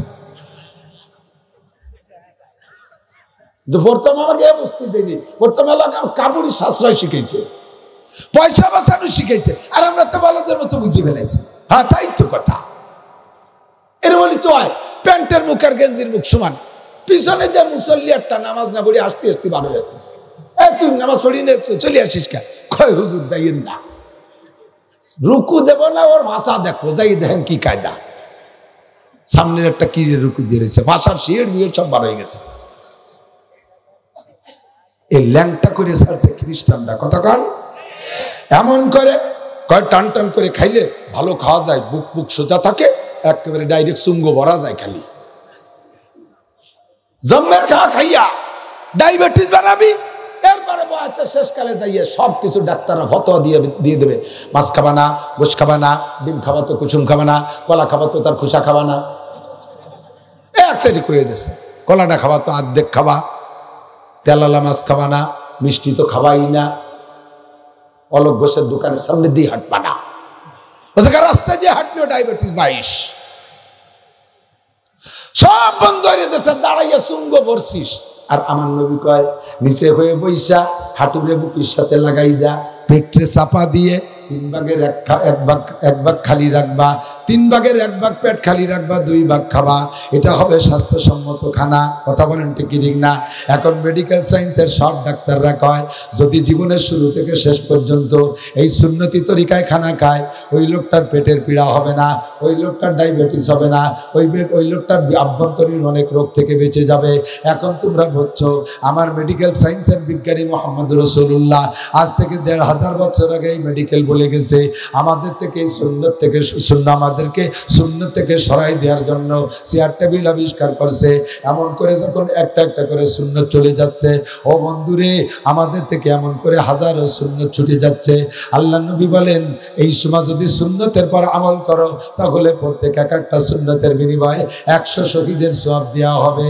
এখন বর্তমান জামানায় দুনিয়ায় মুসলমান ছাড়া অন্য সব জাতির নাম হলো বামপন্থী। কথা কন, মুসলমানদের নাম কি? ডান। একটু কথা কয় না রে আল্লাহ। মুসলমানদের নাম কি? ডানপন্থী। আমরা ডানরে পছন্দ করি। ইন্নাল্লাহা ইউহিব্বুত তায়াম্মুন হাত্তা তানাউলা ওয়াত তারাজ্জুল। হাদিসের মধ্যে আল্লাহর নবী বলেন আল্লাহ পাক ডানকে ভালো কাজের ভিতরে ডানকে পছন্দ করে। এমনকি চোখে সুরমা লাগাবা তাও ডান চোখ আগে, মাথা চিরুনি করবা ডান পাশে আগে, দাড়ি চিরুনি করবা ডান পাশ আগে, জুতো মোজা পরবা জামা পরবা ডান পাশ দিয়ে আগে, ভালো কাজগুলো সব ডান পাশ থেকে করবা, মন্দ কাজগুলো করা লাগলে বাম পাশ থেকে করবা, ময়লা পরিষ্কার করবা বাম হাত দিয়া, নাক পরিষ্কার করবা বাম হাত দিয়া, পানি খরচ করবা বাম হাত দিয়া, সমস্ত নাপাকের কাজ খারাপ কাজ বাম পাশ দিয়ে করবা। এটা হলো আমাদের আদর্শ, আমাদের নবীর সুন্নাত। এই জন্য আমরা ডানপন্থী, অমুসলমানরা বামপন্থী। সব জায়গায় আমাদের বাম শেখায়। আজকে গতকালকে এক জায়গায় মাহফিল করেছি ইসে নাটোরে, মাহফিল করে নামার সময় আল্লাহু আকবার নেমে যখন আসছি আমার থেকে কমপক্ষে 1 বিঘত লম্বা হবে বা আরো বেশি হবে ভদ্রলোক দাড়িওয়ালা এসে বলতেছে হুজুর আমি বিজিবিতে চাকরি করতাম, চাকরি ছেড়ে দিয়ে চলে আসছি।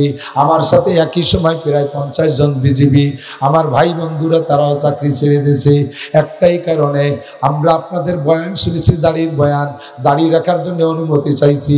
এখন বিজিবির প্রধান যিনি তিনি অনুমতি দিয়েছেন দাড়ি রাখবা, তবে France cutting, Italy cutting, Messi cutting, আর্জেন্টিনার ব্রাজিল কাটিং। এদের দাড়ি দেখছেন না? বিদেশি ফেরেস্তাকে তো ফেরেস্তা করছে পেলে। এই যে ইটালি আর আর্জেন্টিনার ওই সমস্ত প্লেয়ারকে মুখে দাঁড়িয়ে আছে না, আমি দেখলাম কোন জায়গাতে পেপার খুললি তো পাওয়া যায়। এই ছোট্ট ছোট্ট খাইজনি দাড়ি আমাদের পৃথিবীর ভিতরে অনুমতি দিয়েছে এরকম দাড়ি রাখতে। বড় দাড়ি রাখতে চাইছি, কোনো মতে অনুমতি দেয় না। এমনকি ধমক দেখায় যদি দাড়ি রাখতে হয় তাহলে চাকরি ছেড়ে দেন। আমরা একই সাথে 50 জন যুবক দাড়ির জন্য চাকরি ছেড়ে দিয়ে চলে আসছি। কপাল কি পুরা পড়ছে যে দেশে মোষ রাখলে ভাতা পাওয়া যায়, দাড়ি রাখতে অনুমতি লাগে, মোষ রাখলে ভাতা পাওয়া যায়। কর্নেল উসমানী মোষের যে ভাতা পাতো তাদের মাঝারি ধরনা 3টে ফ্যামিলি সুন্দরভাবে চলতে পারত। কত দামি মোষ আল্লাহ তারে দেশে, ওর একটা মোষে মনে এক বড়ি সোনাই দিয়ে বান্ধানো। স্বর্ণের মর্যাদা, পালতি টাকা লাগে, মোষের জন্য ভাতা পায়, আর দাড়ি রাখতে হলে অনুমতি লাগে। কপাল পড়ছে মুসলমান জন্মের পুরা। আর মাত্র 5 দিন 6 দিন পরে বাংলাদেশে সারা দুনিয়ায় দুর্ভিক্ষ আসবে, না খাইয়ে মরা লাগবে সবাই। কারণ সুন্নতের পায় কুড়াল মারতেছো, সুন্নতের পছন্দ হচ্ছে না, নবীর আদর্শ ভালো লাগতেছে না। দাড়ি রাখতে অনুমতি নেওয়া লাগে কেন? দাড়ি রাখতে অনুমতি নেওয়া লাগবে কেন? মুসলমানের সন্তান দাড়ি রাখবো, মোষ রাখলে ভাতা পায়, দাড়ি রাখতে অনুমতি লাগে। এই মুহূর্তে দাড়ি রাখা বড় কঠিন। দাড়ি রাখা অবস্থায় চাকরিতে নিয়োগ দেয় না। কথা কোন ঠিক না? দাড়ি রাখা অবস্থায় চাকরিতে নিয়োগ দেয় না, দাড়ি কাইটে যাইতে হয়। দাড়ি রাখলে চাকরি স্থলে অন্য বেদাড়িওয়ালারা ঠাট্টা করে চাচা কইয়া, অথবা কয় শেখ খাইজনি কি করবে জানা, শেখ খাওয়া বোঝেন তো। মেয়েদের কাছে প্রেম করে ব্যর্থ হন নাম হলো ওদের সুন্নতি ভাষায় শেখ খাওয়া। দাড়ি রাখলে বলে শেখ খাওয়া হয়, দাড়ি রাখলে কয় চাচা। আমার সে 10 বছরে বড় হবে, তখন আমার দাড়ি পাকে নাই। আমি বুঝতেছি, চেহারা দেখলে তো বয়স অনুমান করা যায়। আমার সে 10 বছর বড় হবে, সে আমার কয় চাচা। এলি কি জ্বালাই বললাম না? বয়সের সাথে সম্বোধনের একটা হিসাব নিকাশ আছে। এখন যদি আমার 15 বছরের প্রিয় পোলা পান অপরিচিত এলাকায় কয় ভাইজান এদিকে আসেন, এটা কিন্তু খারাপ লাগে, ঠিক না? এই বয়সী না হলে সে আমার ভাইজান কবগা, সে আমার আঙ্কেল বলবে বা হুজুর বলবে বা কাকা বলবে, আমার কা ভাইজান এদিকে আসেন। তাহলে মিজাজ, আর যখন আমি যুবক ছিলাম তখন যদি কেউ আমার চাচা কইতো তখন মিজাজ খারাপ। আমার দাড়ি কাঁচা দাঁড়িয়ে আছে, আমার চাইতে বেশি 10 বছর বয়সী একজন আমার কয় চাচা, আমি তার আমি চাচা না তুই চাচা, আমি তো চাচা, এই যে দাঁড়িয়ে আছে তোর মুখ চাচা, তুই চাচা আমি চাচা, কথা কন। ঠাট্টা করে বলেছ কয় হুজুর দাঁড়িয়ে, আমি ডোন্ট মাইন্ড, আমার ইংরেজিতে অস্কার ডোন্ট মাইন্ড, অন্য কোনো খারাপ ধারণা নেবেন না, আমি সম্মান করে আপনাকে চাচা বলেছি। কি জন্য আমার সম্মান করলে? আমার চাচারও দাঁড়িয়ে আছে, আপনারও দাঁড়িয়ে আছে, এই জন্য আপনাকে আমার চাচার মতো লাগে, তাই দাঁড়ি আপনাকে চাচা বললাম। এবার জিজ্ঞেস করলাম যদি চাচার সাথে মিল করে আমার চাচা কোয়া লাগে, তোমার আব্বার কি দাঁড়িয়ে আছে? হ্যাঁ আছে, তাহলে আব্বা কও, সম্মান আরো ভালো হবে। চাচার দাঁড়িয়ে আছে আমার আছে বলে যদি চাচা কও, তোর বাপেরও দাঁড়িয়ে আছে আমারও আছে, সম্মান আরো ভালো হবে, আব্বা কও। তাহলে এবার আমার চাচা সম্মান করে বলো নাই, চাচা বলেছো তুমি ঠাট্টা কইরা। এই মুহূর্তে স্কুলের ছাত্রদের দাড়ি রাখা কঠিন, কথা কন, কলেজের ছাত্রদের দাড়ি রাখা কঠিন, মেয়েরা ঠাট্টা করে, স্যাররা পর্যন্ত উপহাস করে। এই সময় যদি কোনো যুবক দাড়ি রাখতে পারো, ও যুবক দাড়ি রাখতে পারো, আল্লাহর নবী বলে তোরে আমি খাসভাবে সুপারিশ করবো, আর তোর আমলনামায় এই দাড়ির কারণে 100 শহীদের সওয়াব দিয়ে দেওয়া হবে। হুজুর সম্ভব না? অবশ্যই সম্ভব। এই যে কারি সাহেবরা পাগড়ি দিছি না, সে কারি সাহেব চলে গেছে নাকি পল্লী বিদ্যুতে, এই বিদ্যুতে, এই পিবিআইতে চাকরি করে, বিদ্যুতে এখানে। বছর 3 আগে মনে আমি ওই জায়গায় চা খাইতে নামছি, মসজিদে নামাজ পড়তে, আমার সাথে সাক্ষাৎ, বিভিন্ন কথার ভিতর দিয়া আমারে বলতেছে হুজুর দোয়া করেন যেন আমি কোরআন শরীফ 30 পারা কোরআন শরীফ পড়া শিখতে পারি, আমি কোরআন পড়তে পারি না। জেনারেল সর্বোচ্চ লেখাপড়া করি, চাকরি পেয়েছি, কিন্তু আমি কোরআন পড়তে পারি না। এই বয়সে কি সম্ভব? আমি বললাম আল্লাযীনা জাহাদু ফিনা লানাহদিয়ান্নাহুম সুবুলানা ওয়া ইন্নাল্লাহা লামাআল মুহসিনিন। যে চেষ্টা করে আল্লাহ তারে পথ বের করে দেয়, যে চেষ্টা করে আল্লাহ তারে পথ বের করে দেয়। দেখেন কত বড় সৌভাগ্য, আজকে সেই বাপ আর তারই ছেলে, 2 বাপ বেটাই মাদ্রাসাতে কারি হইয়া একসাথে পাগড়ি নিল। ও যুবক কি জবাব দিবে আল্লাহর কাছে? ওই লোকটা যদি দাড়ি রাখা আর এত বড় শিক্ষিত হয়, ছেলের বাপ হয়ে যাওয়ার পরে চাকরি বাকরি জীবনে যদি তার যদি মাদ্রাসায় ভর্তি হয়ে কোরআন পড়া সম্ভব হয়, দাড়ি রাখা সম্ভব হয়, তাহলে তোমার কেন হলো না সম্ভব? তোমারে কিসে ঠেকাইলো? তোমারে কিসে ঠেকাইলো? কারা হাবা কালকে জানি জুমলা রাজ বা খুদা তদবির হিলা কায়রাওয়াজ। আল্লাহু আকবার। আল্লাহ পাক রব্বুল আলামিন বলেন, হে বান্দা কিসে তোরে ধোঁকা দিয়ে আমার ইসলামকে চিনতে ঠেকাইলো? আমি আল্লাহর প্রেম ভালোবাসা থেকে তোরে সরাইয়া দিল, কিসে তোরে ধোঁকা দিল? আয় বান্দা একটু জবাব দিয়ে যা। আসো যুবক, এই সময় যদি তুমি সুন্নতের পর আমল করতে পারো, আমি ওই সেই জায়গায় চলে যাচ্ছি। আবার এদিক তাকান যে এই কথাগুলো গণ গণ 100 শহীদের সব পাইলাম কোন জায়গা থেকে? প্রত্যেকটা জায়গায় অমুসলমানরা শগুনের মতো তাকায় আছে আমাদের সুন্নতগুলোকে দুনিয়া থেকে বিলুপ্ত করে দেওয়ার জন্য। কথা কোন ঠিক না? আমাদের বাম শিখাইতে চাইতেছে। বাথরুমে যখন ঢুকবেন, আমার দিকতে আর একটা সুন্নত শিখাই দিয়ে যাই, বাথরুমে যখন ঢুকবেন কোন পা দিয়ে ঢুকবেন? জড়ো হলো না? এবার বাথরুমের ভিতরে তো জুতো আছে, বাইরে জুতো রেখে আলাদা জুতো পরবেন, ওই জুতোর মধ্যে আবার পা দেবেন কিন্তু ডাইন পা। তাহলে বাম পা ঢুকালাম, আগে ডাইন পা দেবো জুতার মধ্যে। কিভাবে? বাথরুমের ভিতরে পা দিয়ে জুতোর উপরে পা রাখবেন, ঢুকাবেন না বাম পা, পরে ডাইন পা নিয়ে ডাইন পা জুতার মধ্যে আগে ঢুকাবেন, এরপরে বাম পা ঢুকাইয়া সারবেন। বেরোনোর সময় আবার উল্টোভাবে খুলবেন। বাথরুম থেকে বেরোনোর সময় ডাইন পা আগে, কারণ বাথরুম হলো নাপাক জায়গা, ও জায়গা যাওয়ার সময় বাম সাইড আগে থাকবে। বেরোইতে আসছে, বেরোয় আসছি ভালো জায়গার দিকে, এই জন্য বেরোবো ভালো পা দিয়ে ডান পা দিয়া বেরোয় আইসা একটা দোয়া পড়বেন, বাহিরে থাকতে দোয়া পড়বেন। 5টা 6টা সুন্নত আছে। বাথরুমের মধ্যে যে বসবেন কিভাবে? এদিক থেকে বাথরুমের মধ্যে যে বসবেন কিভাবে? লুঙ্গিটারে খুলিয়ে গলায় পেছায় না, সে সিগারেট একটা ধরাইয়ে, কথা কয় না, ও জায়গা কেউ নাই, যত সিগারেট খাইয়ে পারি, বিড়ির দুবার গুদ দুবো একসাথে চুষপা, ক্লিয়ার হবে, ভালো ওষুধ কা লাগবে না। এই পায়খানায় বসে বিড়ি খাবার তো বাংলাদেশে আছে না? না এমনি জায়গা না পালিও স্টেশনারি গণ বাথরুমের মধ্যে যে দেখেন গ্যাডুন বিড়ির ভাষা, ও জায়গা কোন হুজুর বিড়ি খেয়ে বিড়ির ভাষা নেছে? হ্যাঁ, লজ্জা শরম নাই। কুত্তই যদি টের পাতো তাহলে গাইলি তো জোড়া গালি। কুত্তই কথা যে আমরা তো খাওয়ার সময় আগার সময় খাইনি, তোরা মানুষে এই কাম করো কে? হ্যাঁ, লজ্জা শরম নাই, ঘিন্না পিত্তি বলতে কিচ্ছু নেই। পায়খানায় বসে বিড়ি খায়। আল্লাহু আকবার। ওই জায়গা যে বসবেন সতর যতটুক খোলা লাগে ততটুক। কিন্তু বন্ধু তুমি যে প্যান্ট পরছো, আমার বিশ্বাস পুরো ন্যাংটা নাই, ওর মধ্যে আগার কায়দা নাই, পুরো ল্যাংটা হওয়া ছাড়া। কারণ ওর তো টাইট, পেশাব করতে তাই বসতেই পারে না, দাঁড়ায় পেশাব করে, কারণ বসলি তলা ফাটি যায়, ক্লিয়ার হয় না।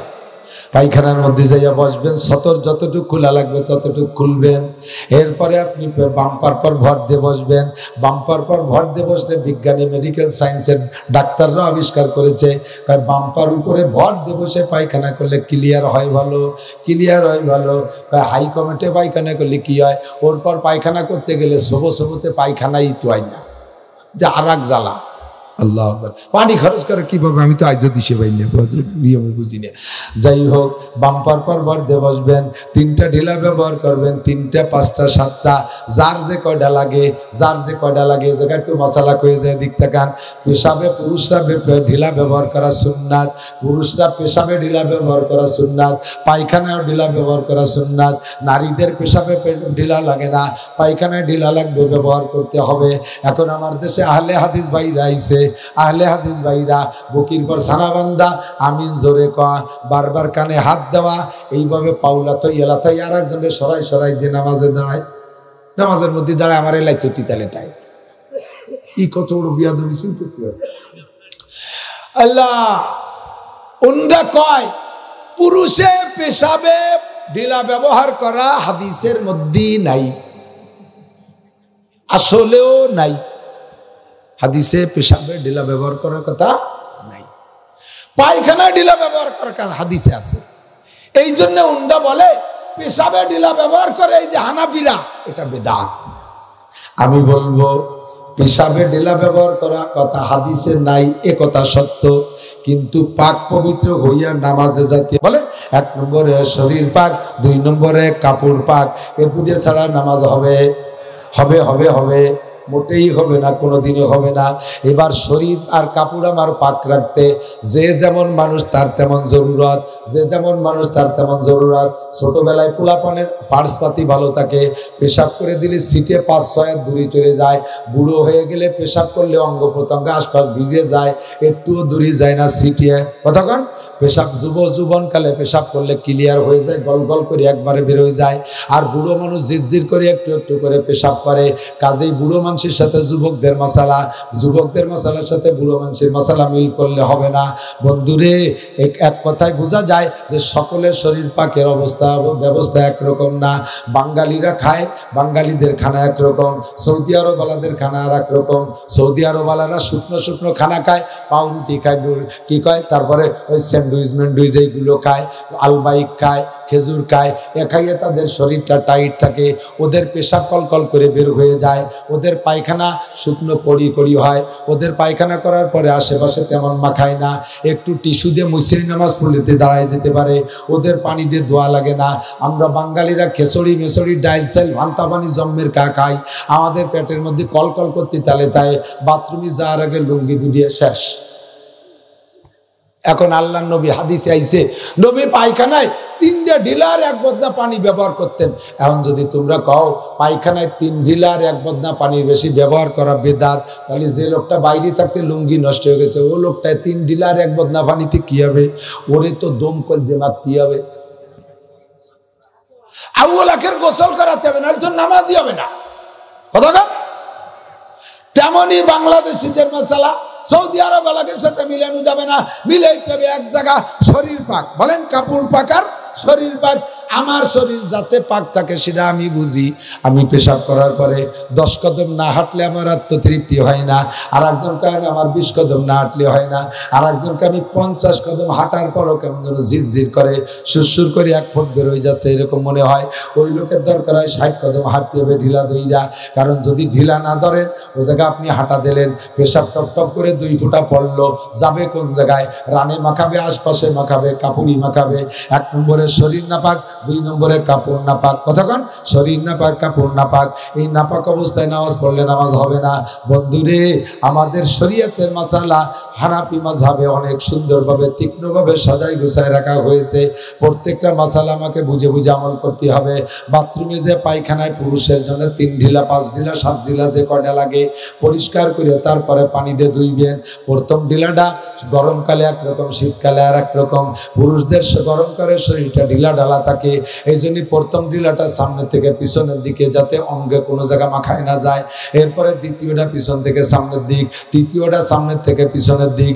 মহিলারা 12 মাস কাল প্রথমটা সামনের থেকে পিছনের দিক, দ্বিতীয়টা পিছন থেকে সামনে, তৃতীয়টা সামনের থেকে পিছনে। পুরুষরা শীতকালে শরীরটা একটু টাইট থাকে, প্রথমটা পিছন থেকে সামনের দিক, দ্বিতীয়টা পিছন থেকে সামনের থেকে পিছনের দিক, লাস্টেরটা পিছনের থেকে সামনের দিক। এর এক একটা সুন্নত যে শিখলেন, আমল করবেন, ইনশাআল্লাহ 100 শহীদের সওয়াব পাবেন। কারণ আপনাদেরকে ঢিলা থেকে বঞ্চিত করার জন্য হাই কমোড পায়খানা শিখিয়ে দিয়েছে, ও জায়গায় হাত দিয়া লাগানো ঢিলা লাগে না, নিচে দিয়ে শাওয়ার লাগাই দিলে, হ্যান্ড শাওয়ার লাগাই দিলে 2 মুছে সাফ পরিষ্কার হোক আর না হোক, প্যান্ট পরে ঘুরে বেড়াবেন। 12 মাস কাল আপনার কাছে দুর্গন্ধ ছাড়াবে না। শেষে স্প্রে করে গিরান বানানো লাগে, কপাল পড়ছে জম্মের পোড়া। সব সুন্নত গুলো আমাদের থেকে সরাই দেওয়ার চেষ্টা, কতক্ষণ চলে যায় জায়গা মতো। এমন করে আমাদের মাহফিলের ভিতরে যে সুন্নত ছিল, এই সুন্নত গুলো আমাদের থেকে বিলুপ্ত করে দিচ্ছে। মাহফিলের সুন্নত ছিল, আমরা নিজেরাই অলসতা করে সুন্নত গুলো থেকে সরে চলে আসতেছি। যেই বক্তা ওয়াজ করতে পারে জম্মের করা, তুমি করবা 3 ঘন্টা, যে একটু কম পারে তারে কয় আপনি 10 মিনিট করে তাড়াতাড়ি দায়িত্ব খালাস। এইরকম উল্টো পাল্টা চলতেছে না, এগুলো হবে না। ইনশাআল্লাহ সামনের থেকে আমরা বন্টন করে নেব।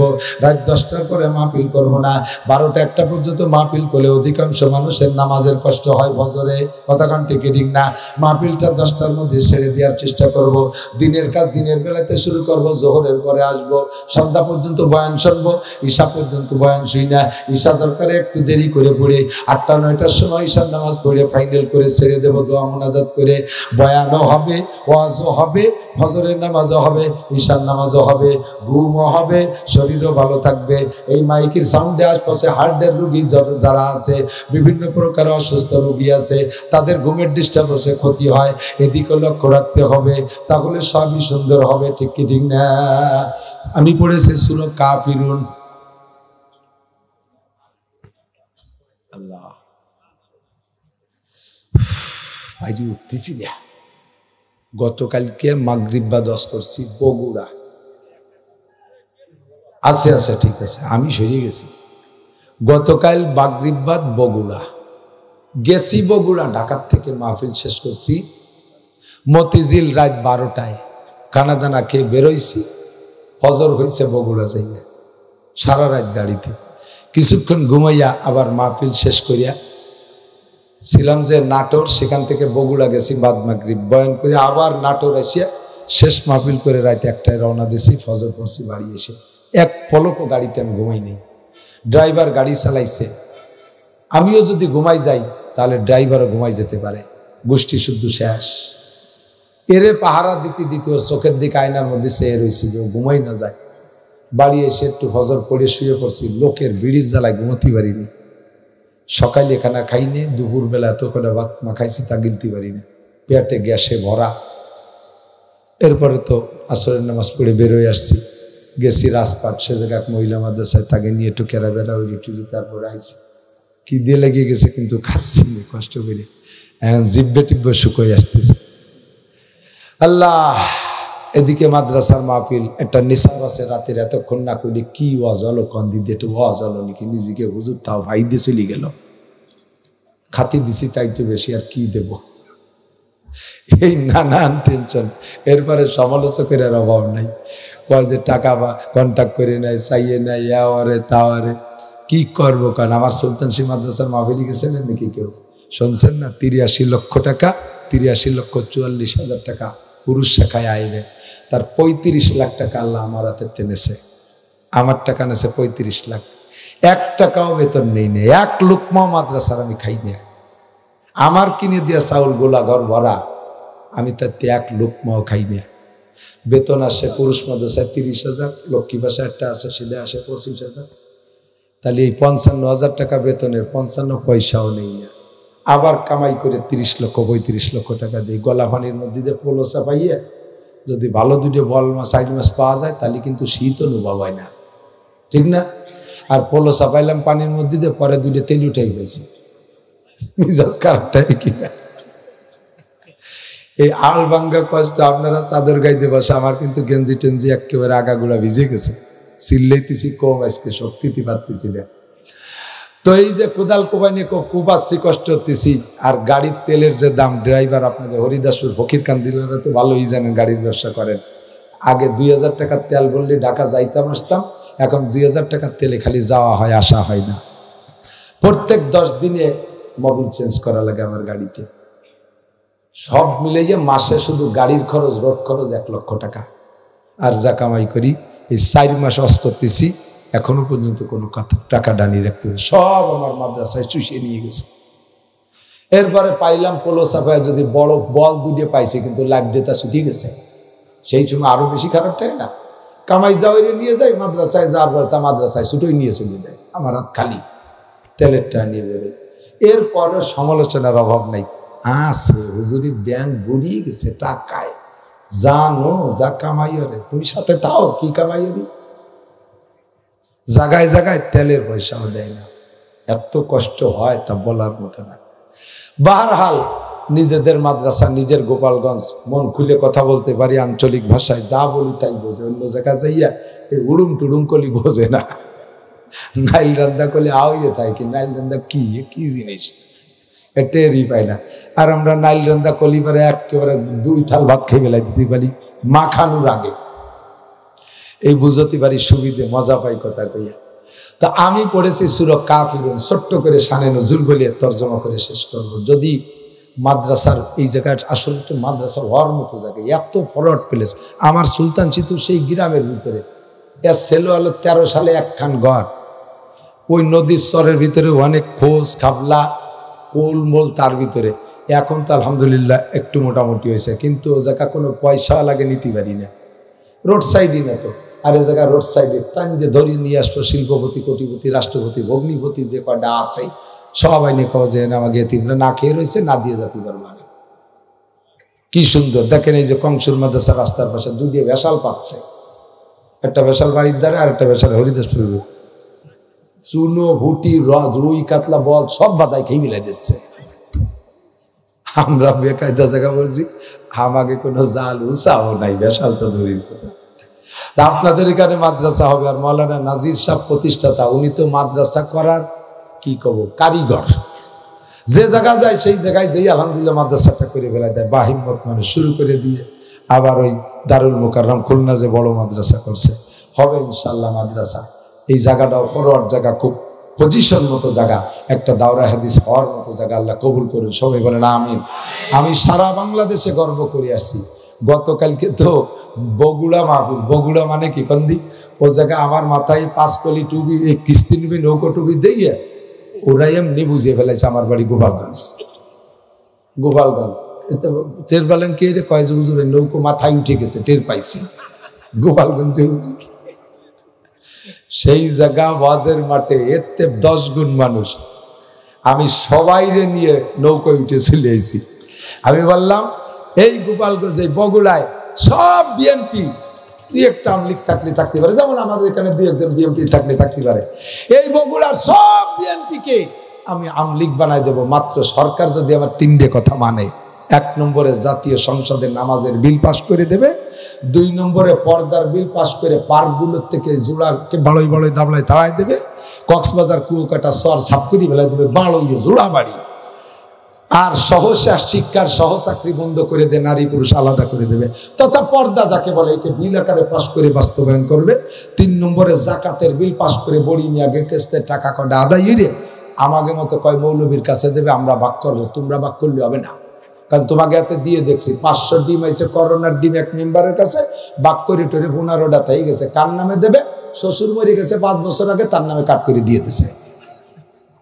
তোমরা মরা শ্বশুরের নামে কাট করে করোনার ডিমও তাকে নামে দাও, তোমাকে কাছে দিলে হবে না, আমাদের কাছে দিতে হবে। আমরা যারা আমানতদারির সাথে মাদ্রাসার টাকা জায়গা মতো ব্যবহার করে নিজের কষ্ট হাড় ভাঙ্গা টাকা মাদ্রাসা হিসেবে খরচ করি, এইরকম মানুষগুলো খোঁজো, তাদের কাছে ভাগ করে দাও, তারা ভাগ করে দিক, জাকাতের টাকা ভাগ করে দেন। এই তিনটে। আর একটা কইছি হলো এমপিরা কোরআন শরীফ পড়া শিখতে হবে, সংসদ অধিবেশনের শুরুতে সূরা ইয়াসিন আর মাগরিবির পরে সংসদ ভবনে সূরা ওয়াকিয়া পড়িয়ে বাইরে হবে, আর আমাকে সবাই ওয়াকিয়া পড়ার অর্ডার করাইতে হবে।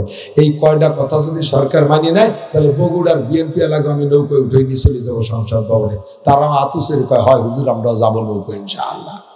এই কাম করে দিয়েছি কালকে মাত্র, গত রাত্রি। আল্লাহ পাক রব্বুল আলামিন সূরা কাফিরুন নাজিল করেছেন। নবী পাক যখন এদিক আমার দিক তাকান, হুজুর আলাইহিস সালাতু ওয়াস সালাম দাওয়াত ও তাবলীগের কাজ, নবীর নবুয়তি, আমার দিক, নবী পাকের নবীওয়ালা কাম চারটে। কয়টা? চারটে। এক নম্বরে তাবলীগ, এক নম্বরে তাবলীগ। এই জন্য নবীকে আল্লাহ পাঠাইছে, ইয়া আইয়ুহার রাসূল বাল্লিগ, নবী তাবলীগ করো, তাবলীগ করো। মা উনজিলা ইলাইকা মির রাব্বিক, তোমার রবের পক্ষ থেকে যাহা পাঠাইছে তা তুমি তাবলীগ করো। মাদ্রাসার বিপক্ষে কারা? একটু হাত উঁচু করেন তো মহব্বতের সাথে। 4 জন বিপক্ষে পাইছি। আমি এই আচানক গুলিয়ে ছিলাম, কেডা কেডা আমার খেয়াল করতেছে না করতেছে তাই বের করার জন্য। সবাই খেয়াল করতেছে, 3-4 জন একটু বেখেয়ালে ছিল, হাতের কথা শুনে উঠেছে, কি জন্য তা শুনিবারে নেই। হ্যাঁ, মাদ্রাসার বিপক্ষে কে, তারে আমি বাছাই করে ফেলতে পারি 1 মিনিটের ভিতরে ইনশাআল্লাহ। মোনাজাতের আগে যে লোকটা চলে যাবে ওই লোকটা মাদ্রাসার বিপক্ষে। হঠাৎ দিলি কব যে এই যে মাদ্রাসার পরম শত্রু চলে যাচ্ছে, পেশাব আসলে 1 আঙ্গুল উঁচু করবেন, বসবো যে পেশাব আইছে। আমি বসবো যে মাদ্রাসায় 1000 টাকা দেবেন, আঙ্গুলি আঙ্গুলি 1000, পায়খানা আসলে 2 আঙ্গুল, 2000 টাকা দিয়ে আপনি পায়খানার মধ্যে শুয়ে থাকেন, আপনার এটাই জিজ্ঞেস করবো না, চলি যান আপনি বাড়ি যান। আর মিথ্যে কথাকে আঙ্গুলি চললি ডায়াবেটিস হবে, সকালবেলা 4 মাইল বিশ্ব রোড দিয়ে ডায়াবেটিস দৌড়ানো লাগবে। আল্লাহ যেন সবাই সুস্থ রাখে, কোন আমিন। নবী পাক যখন তাবলীগ করতেন, তাবলীগের কায়দায় আল্লাহর নবীর মুজিজাপূর্ণ বয়ানে বিভিন্ন কৌশলে তো তাবলীগ চলতেছে। তো নবী পাকের তাবলীগের ঠেকানোর জন্য আবু জাহেল কাম করছে একটা, এদিক চেরাগেরা কে ইজাত বার ফুরুজাত কাছে কাস্তাব জানাদের শাস বসুজাত। ধর্মের বাতি জ্বালাবে আল্লাহ, দুনিয়ার কেউ তা নিভাইতে পারবে না। আবু জাহেল চিঠি লিখে লিখে বিভিন্ন দেশে রাজা বাচ্চাদের কাছে পাঠাচ্ছে যে মোহাম্মদ নামে একটা ছেলে আমাদের ভিতরে জন্মের ভালো, বংশীয় ভালো, বিশ্বের শ্রেষ্ঠ গোষ্ঠীর ছেলে, তার মা ভালো, তার বাপ ভালো, তার দাদা ভালো, তার দাদার হাতে কাবা ঘরের চাবি, তার বংশটাই শ্রেষ্ঠ, ছেলেটা জীবনে কোনোদিন মিথ্যে কথা কয় না, ইত্যাদি প্রশংসা লিখে লাস্টে চিঠিতে লিখে দিয়েছে। ছেলেটা কতদিন হলো মাথা খারাপ হয়ে গেছে, বাপ দাদা ধর্ম বাদ দিয়ে নতুন যেন কি কোয়া শুরু করছে, তোমরা কেউ তার ওয়াজ নিবা না, খাবা না, তার কথাই শুনবা না। এই করে চিঠি লিখে লিখে বিভিন্ন রাজা বাচ্চাদের কাছে পাঠাইছে। রাজারা চিঠিখান পড়ি আশ্চর্য হয়ে গেছে, যেই লোকটা এই লোকটার বিপক্ষে কথা বলতেছে তার প্রশংসা এতখানি লেখার দরকার কি? প্রশংসা 2 লাইনের মধ্যে লিখে বদনাম লাগবে বেশি। তো লাইনের বিবেচনায় ছেলেটার নামে প্রশংসার লাইন হলো 10 লাইন আর বদনামের লাইন 2 লাইন। তো লাইনের হিসাবের বিবেচনায় সংখ্যাগরিষ্ঠতা পায় হলো প্রশংসা, কাজেই অবশ্যই ছেলেটা ভালো। মনে হয় মিস্টার আবু জাহেলের আত্মদ্বন্দ্ব, পারিবারিক কোনো ঝামেলার কারণে এই জন্য সমালোচনা করে লেখছে, কাজেই এত তাড়াতাড়ি সিদ্ধান্ত নেওয়া যাবে না। দলে দলে রাজারা লোক পাঠাইতেছে হুজুরের কাছে, দেখে আসে তো উনি কেমন, দেখে আসে তো উনি কেমন, মোহাম্মদ ছেলেটা কেমন। যেই দেখতে আসে সেই আর ফিরে যায় না, আইসা কলেমা পড়ে মুসলমান হইয়া নবীর সাহাবা হইয়া মক্কায় বসবাস শুরু করে দিচ্ছে। চতুর্দিক থেকে অব্দ মানে দল, দলে দলে আইসে এরকম হচ্ছে। এখন আবু জাহেল সিদ্ধে পড়ে গেল, আল্লাহ এদিক ঠেয়াতে যাই আরো ছড়াই দিচ্ছে। এই Rome, Italy, France, Australia, America এসব জায়গা তো আমরা ওই মোহাম্মদ কোনোদিনও জাতি পারত না। আমি না চিঠি লিখে তাকে কাছে খবর দিছি, আর সেই চিঠির বরাবর আইসিয়া এরা দলে দলে মুসলমান হয়ে যাচ্ছে। এই কোন বেকায়দায় পড়ে গেলাম। যখন প্রচুর লোক বেড়ে যাচ্ছে তখন নবী পাককে আবু জাহেল তার মন্ত্রী পরিষদ সহ তার দারুণ নদওয়া সংসদ ভবনে ডেকে পাঠাইছে, ভাতিজা একটু শুনে যাও। হুজুর গেছেন, যার পরে বলতেছে, ভাতিজা এভাবে তো হয় না। তুমিও যে গোষ্ঠীর ছেলে, আমরা সেই গোষ্ঠী, একই এলাকার মানুষ। দিন ভরে তোমারে নিয়ে যুদ্ধ বিগ্রহ করি, রাতভর আগামীকাল কিভাবে মারবো তারই পরিকল্পনা করতে করতে ঘুম দিনও নেই রাত্রিও নেই। তোমারও টেনশন, আমাকেও টেনশন, সবারই একটা অসুবিধা হচ্ছে। ই করো, ওভাবে দরকার নেই। তুমি এই 6 মাস তুমি আমাদের এই দেবদেবীর পূজা পাঠ করবা আর আমাদের শাসন মেনে চলবা। আর 6 মাস আমরা সবাই তোমার আল্লাহর ইবাদত করব আর তোমারে রাজা বানাবো। আমরা এই একটু ভাগাভাগি করে কোয়ালিশন সরকার গঠন করে চলি, কেমন হয় কদি? তো হুজুর কয় যায় এটা কেমন হয়, কাজ তো খারাপ না। তা আমি তো নিজে কিছু বলি না, আমার আল্লাহর কাছে শুনি নেই উনি কি কয় ব্যাপার। আল্লাহ যদি মানি না, আমার কোনো দ্বিমত নেই। আল্লাহর কাছে শুনবে বলে ওদের সাথে কথা শেষ করতে না করতে জিবরিল আলাইহিস সালাম এসে কয়, ইয়া আইয়ুহাল কাফিরুন লা আ'বুদু মা তা'বুদুন ওয়ালা আনতুম আবিদুনা মা আ'বুদ ওয়ালা আনা আবিদুম মা আবাদতুম ওয়ালা আনতুম আবিদুনা মা আ'বুদ।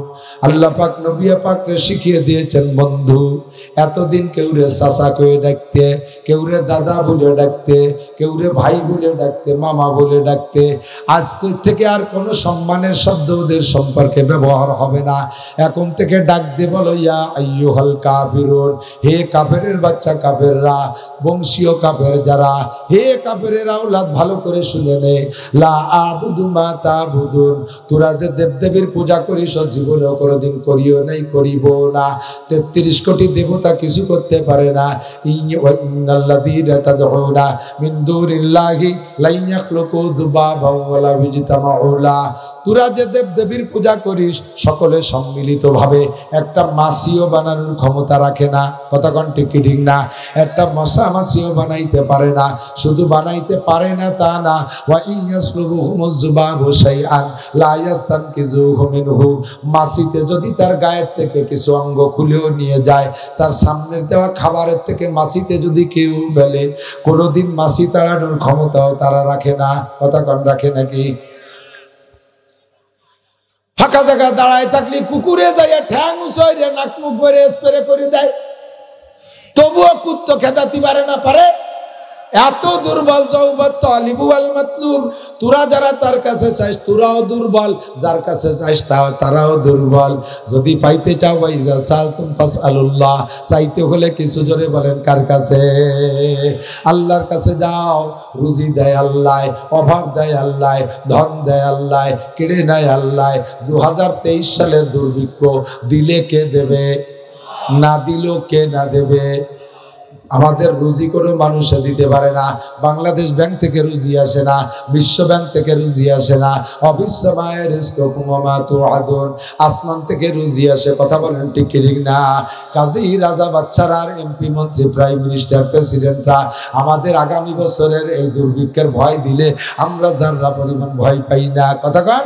আমরা আল্লাহরে আল্লাহ বলে ডাকি। আমাদের জানা আছে যে আল্লাহ নমরুদ, কারুন, হামান, ফিরাউন পর্যন্ত, সাদ্দাত পর্যন্ত খানা খাওয়াইছে, ইহুদ নাসারা খ্রিস্টানদেরকেও খানা খাওয়ায়। ওই আল্লাহ আমাদেরকে কোনো মতে না খাওয়ায় রাখবে না। নামাজ যদিও একটু কম পড়ি, ইবাদত বন্দেগি কম করি, বিপদে পড়লে তো কমপক্ষে আল্লাহ বলে আমরাই ডাক দেই, আর তো কেউ ডাকে না। কাজেই 100 ভাগে কিন আমাদেরকে আল্লাহ অভাবের মধ্যে ফেলবে না। একই আয়াতের ভিতর, 4 আয়াতের ভিতরে একই কথা ঘুরাইয়া কয়, আমিও তোমাদের ইবাদত করি না, তোমাদের মাবুদের ইবাদত করি না, করব না।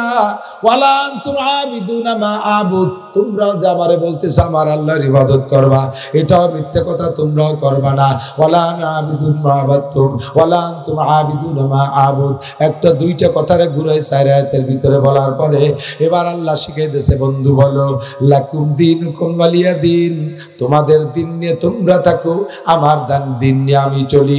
দেখি কে জিততে পারে। ফাসাউফা তারা ইজান কাশাফাল গুবারো আবার রাসূল তাহাতা রিজলিকা মেহমারো, যার যার ঘোড়া নিয়ে সেই চলো।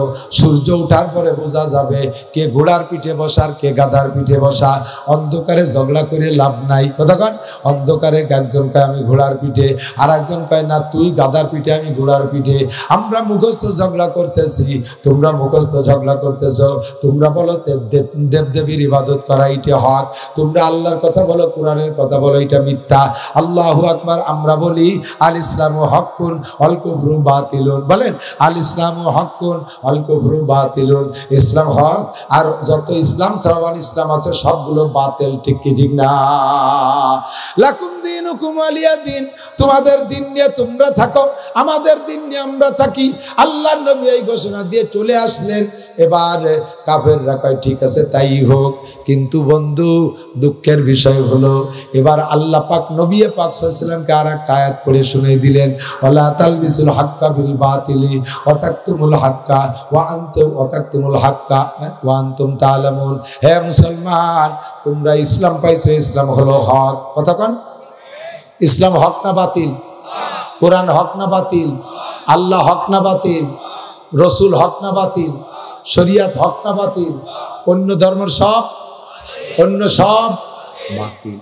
এবার আল্লাহ লা তালবিসুল হাক্কা বিল বাতিল, যেহেতু তোমরা হক নিয়ে আসো, এই হকরে বাতিলের সাথে মিশ্রিত করো না, তোমাদেরটা তোমরা আলাদা রাখো। আমাদেরকে বলছে আল্লাহ, আমরা এই কথা ওদেরকে শুনাই দিছি, সমস্ত কাফেররা আমাদের কথা মাইনিয়ে শুনিয়ে বুঝিয়ে সেইভাবে আমল করতেছে, কিন্তু আমরা মুসলমানরা পারি নাই। আমরা বলছি তোমাদের ধর্ম নিয়ে তোমরা থাকো, তারা ঠিক তাই আছে। কোনো একটা হিন্দু ছেলের মাথায় টুপি দেখলাম না, কোনো একটা হিন্দু ছেলের গায়ে অমুসলমান ছেলের গায়ে জুব্ব জামা দেখলাম না, কের মাথায় পাগড়ি দেখলাম না, কোনো মুসলমান ছেলের মুখে সুন্নতি দাড়ি দেখলাম না, কোনো মুসলমান মহিলাদেরকে বোরকা দেখলাম না। কতক্ষণ? কোন মুসলমান ছেলে ঈদগায় যায় না, অমুসলমানের ছেলেরা মসজিদে যায় না। ও মুসলমান, সারা পৃথিবীর ভিতরে 113 দেশের ভিতরে 3 নম্বর, 111 দেশের ভিতরে 1 নম্বর আমাদের হাসান আহমদ তাকরিম হাফেজ সৌদি আরবের থেকে এত বড় পুরস্কৃত হলো। এই খবর শুনে ব্রাজিল, আর্জেন্টিনা, ফ্রান্স আর পশ্চিমা ইউরোপ, ইটালি, অস্ট্রেলিয়ান ইহুদিরা তারা তো খুশিতে এই সালেহ আহমদ তাকরিমের জন্য তারা ওই দেশের থেকে পুরস্কার পাঠাই দিয়েছে। কিছু বোঝে নাকি? সালেহ আহমদ তাকরিম সারা পৃথিবীর হাফেজদের ভিতরে 111 দেশে 1 নম্বর হয়েছে। এই খবর শুনে পশ্চিমা ইহুদিরা এই হাফেজ সালেহ আহমদ তাকরিমের জন্য পুরস্কার পাঠাই দিয়েছে না? ওকে দেশে এর জন্য মিছিল করছে না? করছে। ওর জন্য তো সোনার কোরআন শরীফ পাঠাই দিছে, তো দেই নেই। আগে কয়ে দিছি তোকে ধর্ম নিয়ে তোরা থাক, তারা তাই আছে, আমাদের সাথে একটু মেলে না। আর তুমি মুসলমানের বাচ্চা হইয়া সেই ব্রাজিল আর আর্জেন্টিনার গেঞ্জি গাইতে নাচো, তুমি দিয়ে একটু কইলে লাকুম দিনুকুম ওয়ালিয়া দিন, তোর মধ্যে কি মিল আছে? ক বললি কি আর করলি কি? বলছো যা করছো তার উল্টা, এর নাম হলো মুনাফিকি। কতক্ষণ? বলছো যা করছো তার নাম করছো তার উল্টা, এর নাম হলো মুনাফিকি। তোমার পোশাক তারা পরে না, তোমার কোরআন তারা ধরে না, তোমার মসজিদে তারা আসে না, তোমার ঈদগাহে তারা আসে না, তোমার হাদিস তারা পড়ে না, তোমার নবীর সুন্নাত তারা ধরে না।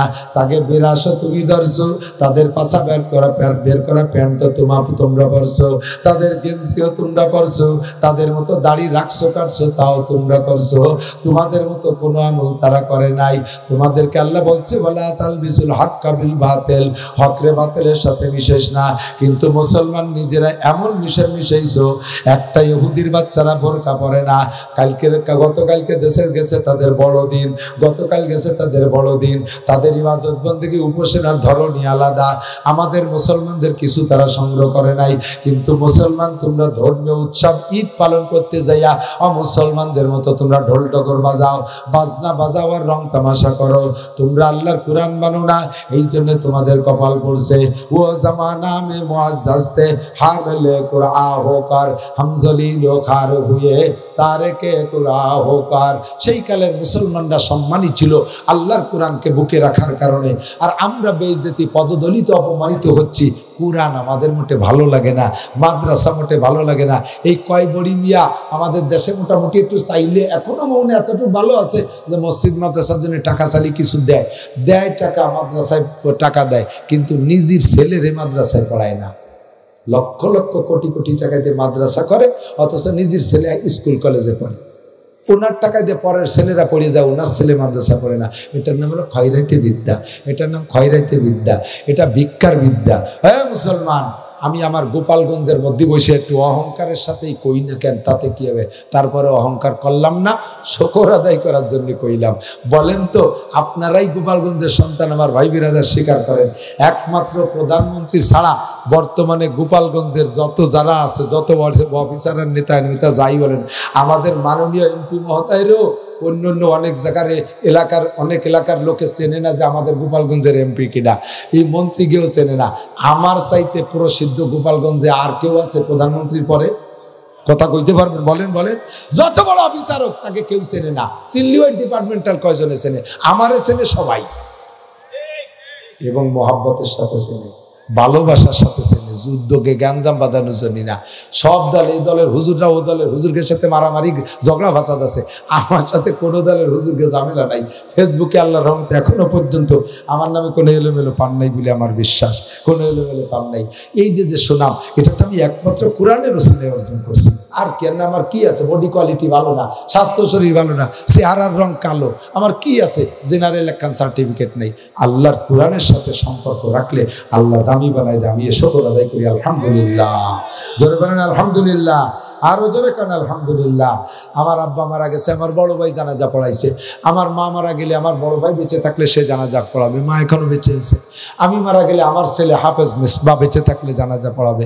আল্লাহ 4টে ছেলের হাফেজ বানাই দিয়েছে, তারা কেউ না কেউ আমার জানাজা পড়াবে। আপনি বললে আপনার জানাজা কিরা পড়াবে? কয় বাড়ির দ্বারে হুজুর আছে না, মসজিদের ইমাম আছে না, তারে মুটসাইল দেই না। হ্যাঁ, তোমার জানাজা হবে মুরসালির ইমামতির, তোমার জানাজা হবে মুরসালির জানাজা। আর সন্তানে যদি জানাজা ইমামতি করে, তাহলে জানাজাটা সেই রকমই হবে। মক্কা শরীফের ইমাম সাহেবকে জানাজা পড়াইলে যত গুরুত্ব বহন করবে, আপনার ছেলে নিজের বাপের জানাজা পড়াইলে তার সাথে 1000 কোটি গুণ বেশি গুরুত্ব বহন করে।